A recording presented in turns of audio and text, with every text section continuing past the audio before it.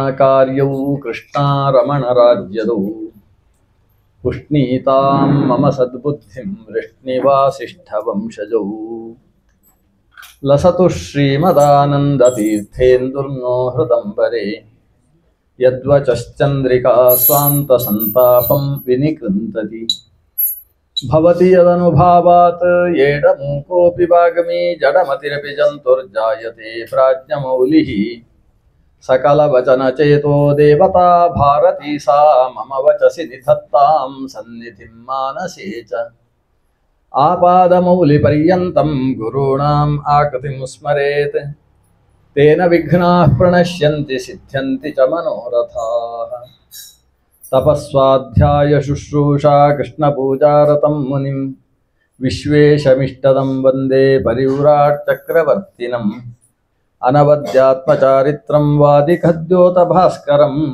विद्यामान्यगुरुं वन्दे विद्याविद्योतभास्वरम्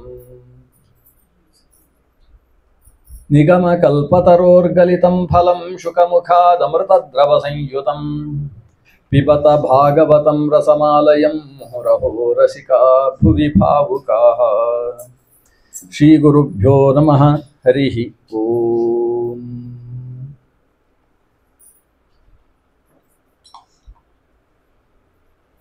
ततः सप्तदशे जातः सत्यवत्यां पराशरात्। ಇವತ್ತು ವೇದವ್ಯಾಸ ಜಯಂತಿ ಅಂತ ಹೇಳುವ ಒಂದು ಪರ್ವಕಾಲ. ಅದರ ಜೊತೆಗೆ ಶ್ರೀ ವಿದ್ಯಾಮಾನ್ಯ ತೀರ್ಥರ ಆರಾಧನೆಯ ಪರ್ವಕಾಲ. ನಾವು ಭಾಗವತದ ಚಿಂತನೆಯ ಒಳಗೆ ಶ್ರೀ ವೇದವ್ಯಾಸರ ಚಿಂತನೆಯನ್ನು ಬಂದಿದೆ, ಅದನ್ನು ಇವತ್ತು ಅವಲೋಕನ ಮಾಡೋಣ. ಹೆಚ್ಚು ಹೆದರಿಕೊಳ್ಳೋದು ಬೇಡ, 8 ಗಂಟೆ ಒಳಗೆ ನಿಲ್ಲಿಸ್ತೇನೆ. ಈಗ ಹೆಂಗಸರಿಗೆ 8 ಗಂಟೆ ಆದಮೇಲೆ ಎಲ್ಲಿಯಾದರೂ ಪಾಕಿಸ್ತಾನದಿಂದ ಬಾಂಬ್ ಬಂದರೆ ಅಂತ ಹೇಳಿ ಅಷ್ಟರಲ್ಲಿ ಮುಗಿಸುವ. ಗಿರಿನಗರ ಭಾರಿ ಸ್ಟ್ರಾಂಗ್. ಕ್ಷೀರಸಾಗರ ಮಥನ ನಡೆಯಿತು. ಅದಕ್ಕೊಂದು ಕಾರಣ ಇತ್ತು. ದೇವತೆಗಳ ಐಶ್ವರ್ಯ ಕಡಿಮೆ ಆಗಿತ್ತು. ಐಶ್ವರ್ಯ ವೃದ್ಧಿಗೋಸ್ಕರ ಏನು ಮಾಡಬೇಕು ಅಂತ ಪ್ರಶ್ನೆ ಮಾಡಿದಾಗ ನಾರಾಯಣನ ಹತ್ರವೇ ಪ್ರಶ್ನೆ ಹೋಯಿತು. ನಾರಾಯಣನಿಗೆ ತನ್ನ ಮಾವನಲ್ಲಿ ಸಿಕ್ಕಾಬಟ್ಟೆ ಆಸ್ತಿ ಉಂಟಲ್ವಾ ಅಂತ ಗೊತ್ತು. ಕೆಲವು ಅಳಿಯಂದರಿಗೆ ಹೀಗಿರ್ತದೆ, ಮಾವನ ಆಸ್ತಿ ನೋಡಿ ಇವರೆಲ್ಲ ಕಷ್ಟದಲ್ಲಿದ್ದಾರೆ, ಮಾವ ಕೊಡಲಿ, ಏನು ತೊಂದರೆ ಇಲ್ಲ ಅಂತ. ನಾರಾಯಣ ಏನು ಹೇಳಿದ, ನನ್ನ ಮಾವನಾದ ಕ್ಷೀರಸಾಗರ, ಅವನು ಮಾವನಾಗುವುದಕ್ಕೋಸ್ಕರ ಕ್ಷೀರಸಾಗರ ಮಥನ ಮಾಡಿ ಅಂತ. ಆ ಮಥನ ಮಾಡಿದಾಗ ಬೇಕಾದಷ್ಟು ಐಶ್ವರ್ಯ ಬರ್ತದೆ. ರತ್ನಾಕರ ಅಂತ ಹೆಸರು ಸಾಗರಕ್ಕೆ. ಹಾಗೆ ಅಸುರರು ದೇವತೆಗಳು ಸೇರಿಕೊಂಡು ಕ್ಷೀರಸಾಗರ ಮಥನ ಮಾಡಿದರು. ಅದರಲ್ಲಿ ಭಾರಿ ಐಶ್ವರ್ಯಗಳು ಬಂದವು. ಕೇಳಿದ್ದನ್ನು ಕೊಡತಕ್ಕಂತಹ ಕಲ್ಪವೃಕ್ಷ, ಕಾಮಿಸಿದ್ದನ್ನು ದಾನ ಮಾಡತಕ್ಕಂತಹ ಕಾಮಧೇನು. ಕಾಮಿಸಿದ್ದನ್ನು ದಾನ ಮಾಡುವಂಥದ್ದಲ್ಲ, ಕಾಮಿಸಿದ್ದನ್ನು ದಾನ. ದಾನ ಅಂದರೆ ಧರಿಸುವುದು ಅಥವಾ ಹಾಲು ಕರೆದ ಹಾಗೆ ಕರೆದು ಕೊಡುವುದು, ಅದಕ್ಕೆ ಕಾಮಧೇನು ಅಂತ ಹೆಸರು. ಚಿಂತಿಸಿದ್ದನ್ನು ಕೊಡ್ತಕ್ಕಂತಹ ಚಿಂತಾಮಣಿ, ಉಚ್ಚೈಶ್ರವಸ್ಸು ಮೊದಲಾದಂತಹ ದಿವ್ಯ ಅಶ್ವಗಳು, ಐರಾವತ, ಕುಮುದ, ಅಂಜನ ಮೊದಲಾದ ಅನೇಕ ಹೆಸರಿನ 4 ದಂತದ ಆನೆಗಳು, ಏನೇನು ಬಂತು ಅಂತ ಲೆಕ್ಕ ಹಾಕಿ ಹೇಳಲಿಕ್ಕೆ ಬರುವುದಿಲ್ಲ. ಕೊನೆಗೆ ರಂಭಾ ಪ್ರಭೃತಿ ಅಪ್ಸರ ಸ್ತ್ರೀಯರು, ಕೊನೆಗೆ ಮಹಾಲಕ್ಷ್ಮಿಯೂ ಕೂಡ ಆವಿರ್ಭವಿಸಿದರು. ಲಕ್ಷ್ಮೀ ಸ್ವಯಂವರವೂ ಆಯಿತು. ಆದರೆ ಇದರ ಮಧ್ಯದಲ್ಲಿ ಅಲ್ಲಿ ಆವಿರ್ಭವಿಸಿದ 3 ಪ್ರಧಾನ ವಸ್ತುಗಳು ಅಂತ ಹೇಳಿದರೆ, ಮೊದಲು ವಿಷ, ನಂತರ ಸುರ, ಕೊನೆಯಲ್ಲಿ ಅಮೃತ. ಅಮೃತವನ್ನು ಸಾಕ್ಷಾತ್ ಧನ್ವಂತರಿಗೆ ಹಿಡ್ಕೊಂಡು ಆವಿರ್ಭವಿಸಿದ. ಇದರಲ್ಲಿ ಏನು ವಿಷ ಅಲ್ಲಿಂದ ಆವಿರ್ಭವಿಸಿತು, ಆ ವಿಷವನ್ನು ರುದ್ರದೇವ ತನ್ನ ಕಂಠದಲ್ಲಿಟ್ಟುಕೊಂಡು ವಿಷಕಂಠ ಅಂತ ಕರೆಸಿಕೊಂಡ. ಆದರೆ ಆ ವಿಷವೇನೋ ವಾಯುದೇವರಿಂದಾಗಿ ಬೀಸುವ ಗಾಳಿ ಅದನ್ನು ಒಣಗಿಸಿ ಬಿಟ್ಟಂತೆ. ಆ ವಿಷವನ್ನು ಇಲ್ಲಿ ಹೋದರೆ ಲೋಕವೆಲ್ಲವೂ ಕೂಡ ವಿಷಮಯವಾಗತಕ್ಕಂತಹ ಪ್ರಸಂಗ ಇತ್ತು. ರುದ್ರದೇವ ಅಂತೂ ವಿಷದಲ್ಲಿ ಅಳಿದುಳಿದ ಭಾಗವನ್ನು ಕಂಠದಲ್ಲಿಟ್ಟುಕೊಂಡ. ಇಷ್ಟಾಗಿಯೂ ವಿಷದ ವಾಸನೆ ಲೋಕದಲ್ಲೆಲ್ಲ ಪಸರಿಸಿತು. ಆ ವಾಸನೆಯ ಸ್ವರೂಪದಲ್ಲಿ ಅಸುರರೂ ಕೂಡ ಪ್ರವೇಶ ಮಾಡಿದರಂತೆ. ಅನೇಕ ದೇವತೆಗಳ, ಮನುಷ್ಯರ ಎಲ್ಲ ಒಳಗೆ ಅಸುರರ ಪ್ರವೇಶವಾಯಿತು. ಹಿಂದಕ್ಕೆ ಅಸುರರು ಒಂದು ಬಾರಿ ಅಸುರರನ್ನು ನೆಲಕಚ್ಚುವ ರೀತಿಯಲ್ಲಿ ಹೊಡೆದು ಹಾಕಿದರು ದೇವತೆಗಳು. ಅಮೃತ ಮಥನ ಆಯ್ತಲ್ವಾ, ಅಮೃತವನ್ನು ಪಾನ ಮಾಡಿದ ದೇವತೆಗಳ ಕೈಯಲ್ಲಿ ಅಸುರರೆಲ್ಲ ಪೆಟ್ಟು ತಿಂದು ನೆಲಕ್ಕೆ ಬಿದ್ದರು. ಆವಾಗ ಅಸುರರು ಆಲೋಚಿಸಿದರು, ಈಗ ಅಮೃತಪಾನ ಮಾಡಿರುವ ಕಾರಣದಿಂದ ದೇವತೆಗಳನ್ನು ನಾವು ನಮ್ಮ ಶಕ್ತಿಯಿಂದ ಶರೀರ ಬಲದಿಂದ ಎದುರಿಸುವುದು ಸಾಧ್ಯ ಇಲ್ಲ. ಅದಕ್ಕೋಸ್ಕರ ಅವರು ಜ್ಞಾನ ಯಜ್ಞ ಇವುಗಳ ಮೂಲಕ ದೇವತೆಗಳಿಗೆ ಬಲ ಬರುವುದು. ಅದರಿಂದ ಜ್ಞಾನವನ್ನೇ ಸ್ವಲ್ಪ ಎಡವಟ್ಟು ಮಾಡಿದರೆ ಸರಿ ಅಂತ ಹೇಳಿ, ಹೇಗೂ ಕ್ಷೀರಸಾಗರ ಮಥನ ಕಾಲದಲ್ಲಿ ಬಂದಿದ್ದ ವಿಷದ ವಾಸನೆ ಎಲ್ಲ ಕಡೆಯಲ್ಲೂ ಇತ್ತು, ಅದರಲ್ಲೇ ಸೇರಿಕೊಂಡು ಎಲ್ಲ ಜ್ಞಾನವನ್ನು ಎಡವಟ್ಟು ಮಾಡುವುದಕ್ಕೆ ಶುರು ಮಾಡಿತು. ಜ್ಞಾನ ಎಡವಟ್ಟಾಗುವುದು ಅಂದರೆ ಏನು? ತತ್ವಜ್ಞಾನದಿಂದ ಜನ ವಂಚಿತವಾಗುವುದು, ಅವರಿಗೆ ತಪ್ಪಾದ ಜ್ಞಾನದಲ್ಲೇ ಆಸಕ್ತಿ ಜಾಸ್ತಿ ಆಗುವುದು. ದೇವರು ಸಕಲ ಗುಣ ಪರಿಪೂರ್ಣ ಅನ್ನೋದು ವಾಸ್ತವವಾಗಿದ್ದರೆ ದೇವರನ್ನು ನಿರ್ಗುಣ ಅಂತ ಹೇಳುವುದಕ್ಕೆ ಅವರಿಗೆ ಬಹಳ ಇಷ್ಟ. ದೇವರು ಸರ್ವತಂತ್ರ ಸ್ವತಂತ್ರ ಅನ್ನೋದು ವಾಸ್ತವವಾಗಿದ್ದರೆ ಇವನಿಗೆ ನಾನು ಇಷ್ಟು ಕೆಲಸ ಮಾಡ್ತಾ ಇರುವಾಗ ದೇವರೇನು ಮಾಡ್ತಾನೆ, ನಾನು ಪ್ರಯತ್ನ ಪಟ್ಟರೆ ದೇವರ ಸಂಕಲ್ಪವನ್ನು ಕೂಡ ವ್ಯತ್ಯಾಸ ಮಾಡಿಬಿಡ್ಬೋದು ಅಂತ ಈ ರೀತಿ ದೇವರಲ್ಲಿರುವ ಸ್ವಾತಂತ್ರ್ಯವನ್ನು ತನ್ನಲ್ಲಿ ಆರೋಪ ಮಾಡಿಕೊಳ್ತಕ್ಕಂತಹ ಅನ್ಯಥಾ ಜ್ಞಾನ ಸ್ವರೂಪದಲ್ಲಿ ಈ ದೈತ್ಯರ ಪ್ರವೇಶ ಎಲ್ಲ ಕಡೆಯಲ್ಲೂ ಆಯಿತಂತೆ. ಇಂತಹ ಪರಿಸ್ಥಿತಿ ಬಂದಾಗ ಅದನ್ನು ಸರಿಪಡಿಸುವುದಕ್ಕೋಸ್ಕರವೇ ಭಗವಂತ ಈ ಭೂಲೋಕದಲ್ಲಿ ಅವತರಿಸುವುದಕ್ಕೆ ಸಂಕಲ್ಪ ಮಾಡಿದ. ಹಾಗೆ ಅವತರಿಸಿದ ಭಗವಂತನಿಗೆ ವೇದವ್ಯಾಸರು ಅಂತ ಹೆಸರು, ಬಾದರಾಯಣ ವ್ಯಾಸರು ಅಂತ ಹೆಸರು. ಹಾಗಾದರೆ ವ್ಯಾಸರು ಅವತರಿಸಿದ್ದು ಯಾಕೆ? ಜ್ಞಾನೇ ತ್ವಜ್ಞಾನತಾನ್ ಗತಿ, ಜ್ಞಾನವೇ ಅಜ್ಞಾನದ ರೀತಿಯಲ್ಲಿ ಆದಾಗ, ತಪ್ಪು ಜ್ಞಾನ ಎಲ್ಲ ಕಡೆಯಲ್ಲೂ ಪಸರಿಸಿದಾಗ ಯಥಾರ್ಥ ಜ್ಞಾನವನ್ನು ಉಂಟು ಮಾಡುವುದಕ್ಕೋಸ್ಕರ ಭಗವಾನ್ ವೇದವ್ಯಾಸರ ಆವಿರ್ಭಾವ ಆದದ್ದು. ವೇದವ್ಯಾಸರು ಅವತರಿಸುವುದಕ್ಕೋಸ್ಕರ ಒಂದು ವಿಶಿಷ್ಟ ಪ್ರಸಂಗವನ್ನು ನಿರ್ಮಾಣ ಮಾಡಿಸಿಕೊಂಡ್ರು. ಏನು ಅಂತೇಳಿದರೆ, ಒಬ್ಬಳು ಪಿತೃಮಾನಸ ಕನ್ಯೆ. ಪಿತೃದೇವತೆಗಳು ಅನೇಕರಿದ್ದಾರೆ. ಬರ್ಹಿಷದ ಅಂತಿದ್ದಾರೆ, ಅಗ್ನಿಶ್ವಾತ್ತರು, ವೈರಾಜ, ಆಜ್ಯಪ, ಸೋಮಪ ಇವರೆಲ್ಲ ಪಿತೃಗಣಗಳು. ಅದರಲ್ಲಿ ಅಗ್ನಿಶ್ವಾತ್ತ ಅಂತ ಹೇಳುವ ಪಿತೃಗಳು, ಇಲ್ಲಿ ಪಿತೃ ಅಂದರೆ ನಾವು ತಂದೆ ತಾಯಿ ಅಂತ ಅಂದ್ಕೊಂಡಿದ್ದೇವೆ, ಹಾಗಲ್ಲ, ಶಾಶ್ವತ ಪಿತೃಗಳು, ಚಿರಪಿತೃಗಳು ಅಂತ ಕರೀತಾರೆ. ದೇವತೆಗಳ ಮಕ್ಕಳಾಗಿದ್ದು ದೇವತೆಗಳಿಗೆ ಅಪ್ಪಂದಿರಾದವರು, ಇಷ್ಟೇ. ಅದಕ್ಕೆ ಕಥೆ ಎಲ್ಲ ಸಿಕ್ಕಾಬಟ್ಟೆ ದೊಡ್ಡದಿದೆ. ದೇವತೆಗಳ ಮಕ್ಕಳಾಗಿದ್ದು ದೇವತೆಗಳ ಅಪ್ಪಂದಿರು, ಆದ್ದರಿಂದ ಅವರಿಗೆ ಪಿತೃಗಳು ಅಂತ ಹೆಸರು. ಅಂತಹ ಅಗ್ನಿಶ್ವಾತ್ತರೆಂಬ ಪಿತೃಗಳು ಹೀಗೆ ಮನಸ್ಸಿನಲ್ಲಿ ಸಂಕಲ್ಪಿಸಿದರು, ನಮಗೆ ಮಕ್ಕಳು ಬೇಕು ಅಂತ. ಅವರು ಮನಸ್ಸಿನಲ್ಲಿ ಸಂಕಲ್ಪಿಸಿದಾಗ ಮಗು ಹುಟ್ಟಿತು. ಅದಕ್ಕೆ ಮಾನಸ ಕನ್ಯೆ ಅಂತ ಹೆಸರು. ಹಿಂದಿನ ಕಾಲದಲ್ಲಿ ಸೃಷ್ಟಿ ಮಾಡುವುದಕ್ಕೆ ಅನೇಕ ಮುಖಗಳಿದ್ದು, ಒಂದು ಗಂಡು ಒಂದು ಹೆಣ್ಣನ್ನು ಹೀಗೆ ನೋಡ್ತಾ ಇದ್ರೆ ಸಾಕು, ಅಲ್ಲಿ ಗರ್ಭಿಣಿ ಆಗಿಬಿಡ್ತಿದ್ಲಂತೆ. ದೃಷ್ಟ್ವೈವ ಅಂತ ದರ್ಶನ ಮಾಡಿ. ಕಲಿಯುಗದಲ್ಲಿ ಇಂಥದ್ದಿಲ್ಲ, ಯಾರು ಹೆದರ್ಕೊಳ್ಬೇಕಾದ ಅವಶ್ಯಕತೆ ಇಲ್ಲ. ಈ ದರ್ಶನ ಮಾತ್ರದಿಂದ ಕುಂತಿದೇವಿ ಗರ್ಭಿಣಿ ಆದದ್ದು ಹೇಗೆ? ಭೀಮಸೇನನ್ನು ಹೆರುವಾಗ ಅಂತ ಹೇಳಿದ್ರೆ ವಾಯುದೇವರು ಬಂದ್ರಂತೆ, ಹೀಗೆ ಹೆಣ್ಣನ್ನು ನೋಡಿದ್ರಂತೆ, ಗರ್ಭಿಣಿ ಆಗಿಬಿಟ್ಲಂತೆ. ಸ್ಪೃಷ್ಟೈವ ಎಂ ಪ್ರೀತಿ ಮತ ನಿಲೇನ ನರೇಂದ್ರ ಕಾಂತ ಸುಶುಭೇತ್ರ ಬಂಧುಂತಿ. ಇನ್ನೊಂದು ಸ್ವರೂಪ ಇದೆ, ಮುಟ್ಟಿದ್ರೆ ಸಾಕು ಗರ್ಭಿಣಿ ಆಗೋದು. ಸ್ಪರ್ಶ ಮಾತ್ರದಿಂದ, ದರ್ಶನ ಮಾತ್ರದಿಂದ, ಸ್ಪರ್ಶನ ಮಾತ್ರದಿಂದ ಎರಡನೇ ಕ್ರಮ ಇತ್ತು. ಈಗ ನವಿಲುಗಳಲ್ಲಿ ಹೀಗುಂಟು ಅಂತ ಕೆಲವು ಕವಿಗಳು ಹೇಳ್ತಾರೆ. ಗಂಡು ನವಿಲು ಹೆಣ್ಣು ನವಿಲನ್ನು ಹೀಗೆ ನೋಡಿದರೆ ಸಾಕಂತೆ, ಅದು ಗರ್ಭಿಣಿ ಆಗ್ತದೆ ಅಂತ.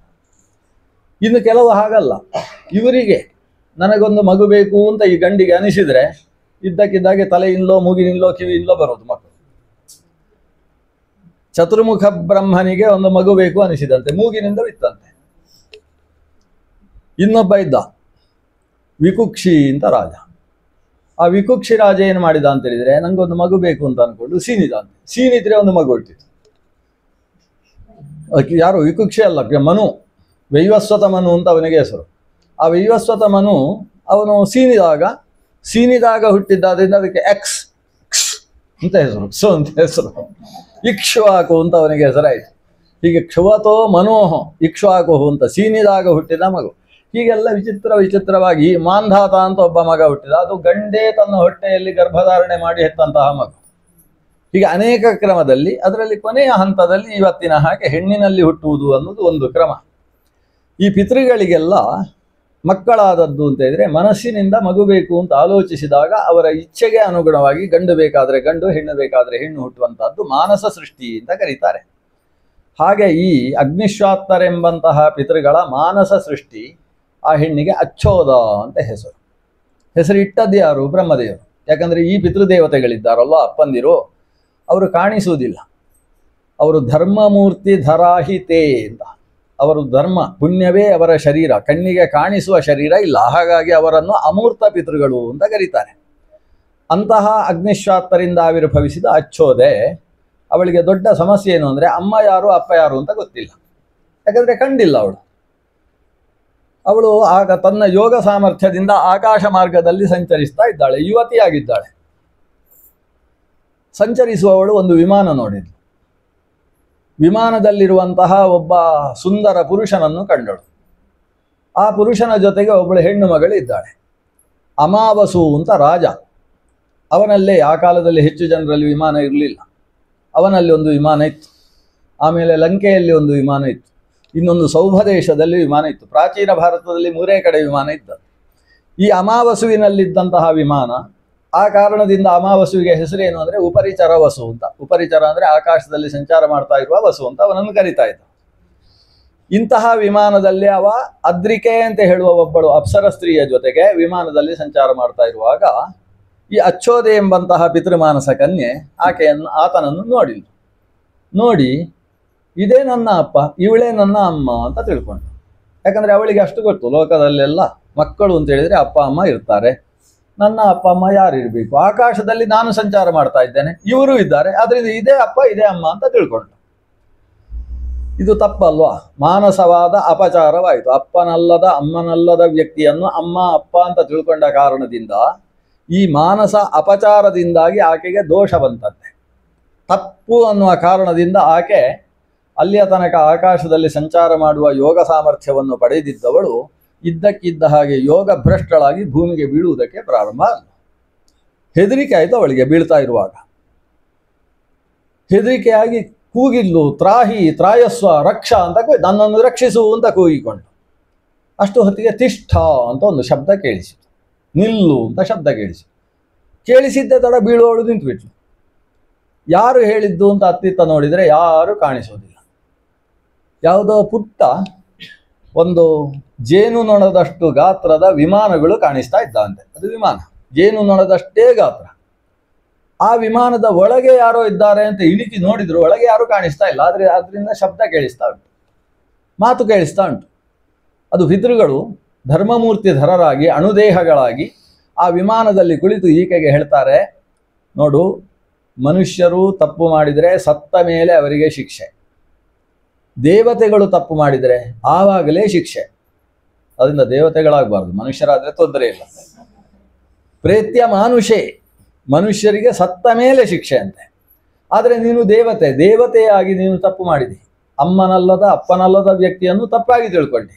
ಅದರ ಪರಿಣಾಮವಾಗಿ ಯೋಗ ಭ್ರಷ್ಟಳಾಗಿದ್ದೆ. ಅಷ್ಟೇ ಅಲ್ಲ, ನೀನು ಮನುಷ್ಯ ಲೋಕದಲ್ಲಿ ಹುಟ್ಟಬೇಕು, ಹೆಣ್ಣಾಗಿ ಹುಟ್ಟಬೇಕು ಮನುಷ್ಯ ಲೋಕದಲ್ಲಿ. ಇದು ದೊಡ್ಡ ಶಾಪ. ದೇವತೆಗಳಿಗೆ ಮನುಷ್ಯ ಲೋಕದಲ್ಲಿ ಮಣ್ಣಿನ ವಾಸನೆಯಲ್ಲಿ ಹುಟ್ಟುವುದು ಅನ್ನುವುದೇ ಒಂದು ಶಾಪ. ಈ ಶಾಪ ಬಿದ್ದ ಕೂಡಲೇ ಆಕೆ ಕಣ್ಣೀರು ಹಾಕ್ತಾಳೆ. ತಾವು ಯಾರು, ಏನು? ನಾವೇ ನಿನ್ನ ಅಪ್ಪ, ನಾನೇ ನಿನ್ನ ಅಮ್ಮ ಅಂತ ಅವನೇ ಹೇಳೋದು. ಅಮ್ಮನೂ ನಾನೇ, ಅಪ್ಪನೂ ನಾನೇ. ಪಿತೃ ಅನ್ನುವ ಶಬ್ದಕ್ಕೆ ಮಾತಾಚ ಪಿತಾಚ ಪಿತರೌ. ಪಿತೃ ಶಬ್ದಕ್ಕೆ ಅಮ್ಮ ಅಂತಲೂ ಅರ್ಥ ಇದೆ, ಅಪ್ಪ ಅಂತಲೂ ಅರ್ಥ ಇದೆ. ಆದರೆ ಬೇರೆಯವರನ್ನು ತಪ್ಪಾಗಿ ತಿಳಿದಿ. ನಾನು ನಿಮಗೆ ಕಾಣಿಸುವುದಕ್ಕೆ ಸಾಧ್ಯ ಇಲ್ಲ, ಯಾಕಂದರೆ ಅಮೂರ್ತನಿದ್ದೇನೆ. ಆದರೆ ತಪ್ಪು ತಿಳಿದ ಕಾರಣದಿಂದ ಭೂಮಿಯಲ್ಲಿ ಹುಟ್ಟಿ, ಆದರೆ ನಿನಗೆ ಭೂಮಿಯಲ್ಲಿ ಹುಟ್ಟಿಯೂ ಕೂಡ ಈಗ ಯಾರನ್ನು ಅಪ್ಪ ಅಂತ ತಿಳ್ಕೊಂಡಿದೆಯೋ ಅವನಿಗೇ ಮಗಳಾಗಿ, ಯಾರನ್ನು ಅಮ್ಮ ಅಂತ ತಿಳ್ಕೊಂಡಿದ್ದೀಯ ಅದು ನಿಜವಾಗಿ ಅಪ್ಪನ ಹೆಂಡತಿ ಅಲ್ಲ, ಆ ಅಮಾವಸುವಿನ ಪತ್ನಿ ಅಲ್ಲ, ಅವಳೊಬ್ಬಳು ಅಪ್ಸರ ಸ್ತ್ರೀ. ಆಕೆ ನಿನಗೆ ಅಮ್ಮನಾಗಿ ನೀನು ಭೂಮಿಯಲ್ಲಿ ಹುಟ್ಟಿ. ಅಷ್ಟೇ ಅಲ್ಲ, ನಿನ್ನಿಂದ ಒಂದು ಶ್ರೇಯಸ್ಕರವಾದ ಕೆಲಸ ಆಗ್ತದೆ ಲೋಕಕ್ಕೆ. ವೇದಗಳನ್ನು ವಿಭಾಗ ಮಾಡುವುದಕ್ಕೋಸ್ಕರ ಸಾಕ್ಷಾತ್ ಭಗವಂತ ನಿನ್ನ ಉದರದಲ್ಲಿ ಆವಿರ್ಭವಿಸ್ತಾನೆ. ಹೀಗೆ ಅಚ್ಚೋದೆಗೆ ಶಾಪದ ಜೊತೆಗೆ ಒಂದು ವರ ಪ್ರಾಪ್ತಿಯಾಯಿತು. ಈಗ ಅವಳು ಹುಟ್ಟಬೇಕಾ ಭೂಲೋಕದಲ್ಲಿ? ಅದು ಕೂಡ ಅಮಾವಸುವಿನ ಹೆಂಡತಿಯಲ್ಲಿ ಹುಟ್ಟುವ ಹಾಗಿಲ್ಲ. ಅಮಾವಸುವಿನಿಂದಾಗಿ ಈ ಅದ್ರಿಕೆಯಲ್ಲಿ ಮಗಳಾಗಿ ಹುಟ್ಟಬೇಕು. ಇಂಥ ಪ್ರಸಂಗ ಬಂತು. ಇಷ್ಟರಲ್ಲಿ ಏನಾಯ್ತಂತೆ, ಒಂದು ಘಟನೆ ನಡೆಯಿತು.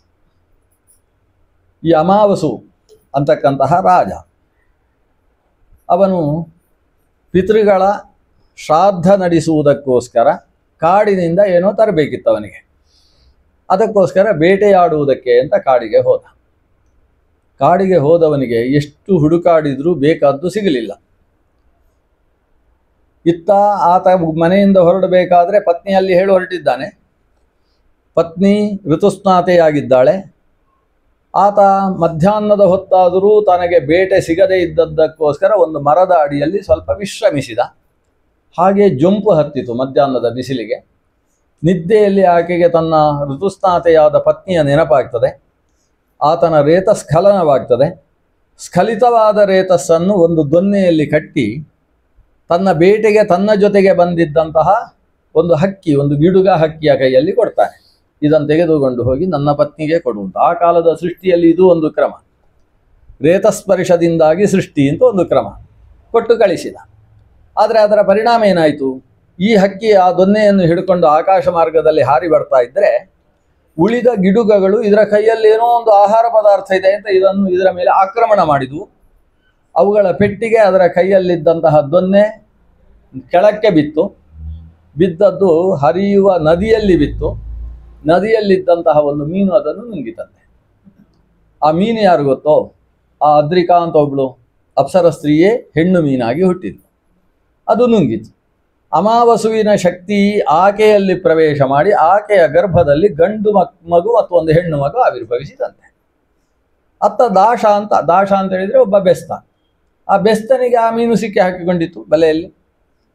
ಆ ಮೀನನ್ನು ಮನೆಗೆ ತಗೊಂಡು ಬರ್ತಾನೆ. ಆ ಬೆಸ್ತನಿಗೆ ಷಷ್ಠಿ ಪೂರ್ತಿ ಶಾಂತಿ ಆಗಿತ್ತು, ಮಕ್ಕಳಿರಲಿಲ್ಲ. ಅವನ ಹೆಂಡತಿ ಎಷ್ಟು ವ್ರತ ಮಾಡಿದ್ದಾಳೆ ಅಂತ ಲೆಕ್ಕ ಇಲ್ಲ ಮಕ್ಕಳನ್ನು ಪಡೆಯುವುದಕ್ಕೋಸ್ಕರ. ಈ ಹೊಟ್ಟೆ ಉಬ್ಬಿದ ಮೀನನ್ನು ಜಾಗ್ರತೆಯಾಗಿ ಕತ್ತರಿಸಿದ್ರಂತೆ. ಇಷ್ಟು ದೊಡ್ಡದಿದೆ, ಜಾಗ್ರತೆ ಮಾಡಬೇಕು, ಒಳಗಿನ ಮೀನನ್ನಾದರೂ ಬದುಕಿಸಲಿಕ್ಕೆ ಸಾಧ್ಯ ಆದರೆ ದೊಡ್ಡದಾದ ಮೇಲೆ ನಮ್ಮ ಪಾತ್ರೆಯಲ್ಲಿ ಬದುಕಿಸ್ಬೋದು ಅಂತ ಯೋಚನೆ ಮಾಡಿ ಕತ್ತರಿಸಿದ್ರು. ಕತ್ತರಿಸಿ ನೋಡಿದರೆ ಅಲ್ಲಿ ಒಂದು ಗಂಡು ಒಂದು ಹೆಣ್ಣು ಮಗು. ಅದು ಕೂಡ ಅತ್ಯಂತ ಪರಾಕ್ರಮವನ್ನು ತೋರುವ ಚಕ್ರವರ್ತಿ ಲಕ್ಷಣದಿಂದ ಕೂಡಿದ ಗಂಡು ಮಗು. ಆ ತಾಯಿಗೆ ಒಂದು ಖುಷಿಯಾಯಿತು. ನಾನು ಮಾಡಿದ ವ್ರತಕ್ಕೆಲ್ಲ ದೇವರು ಫಲ ಕೊಟ್ಟು ಒಂದಲ್ಲ ಎರಡು ಮಕ್ಕಳನ್ನು ಕೊಟ್ಟಿದ್ದಾರೆ ಈ ವಯಸ್ಸಿನಲ್ಲಿ ಅಂತ ಖುಷಿಯಾಯಿತು. ಆದರೆ ಬೆಸ್ತ ಬಿಡಲಿಲ್ಲ. ಇದು ದಿವ್ಯ ಅಂದ್ರೇನು?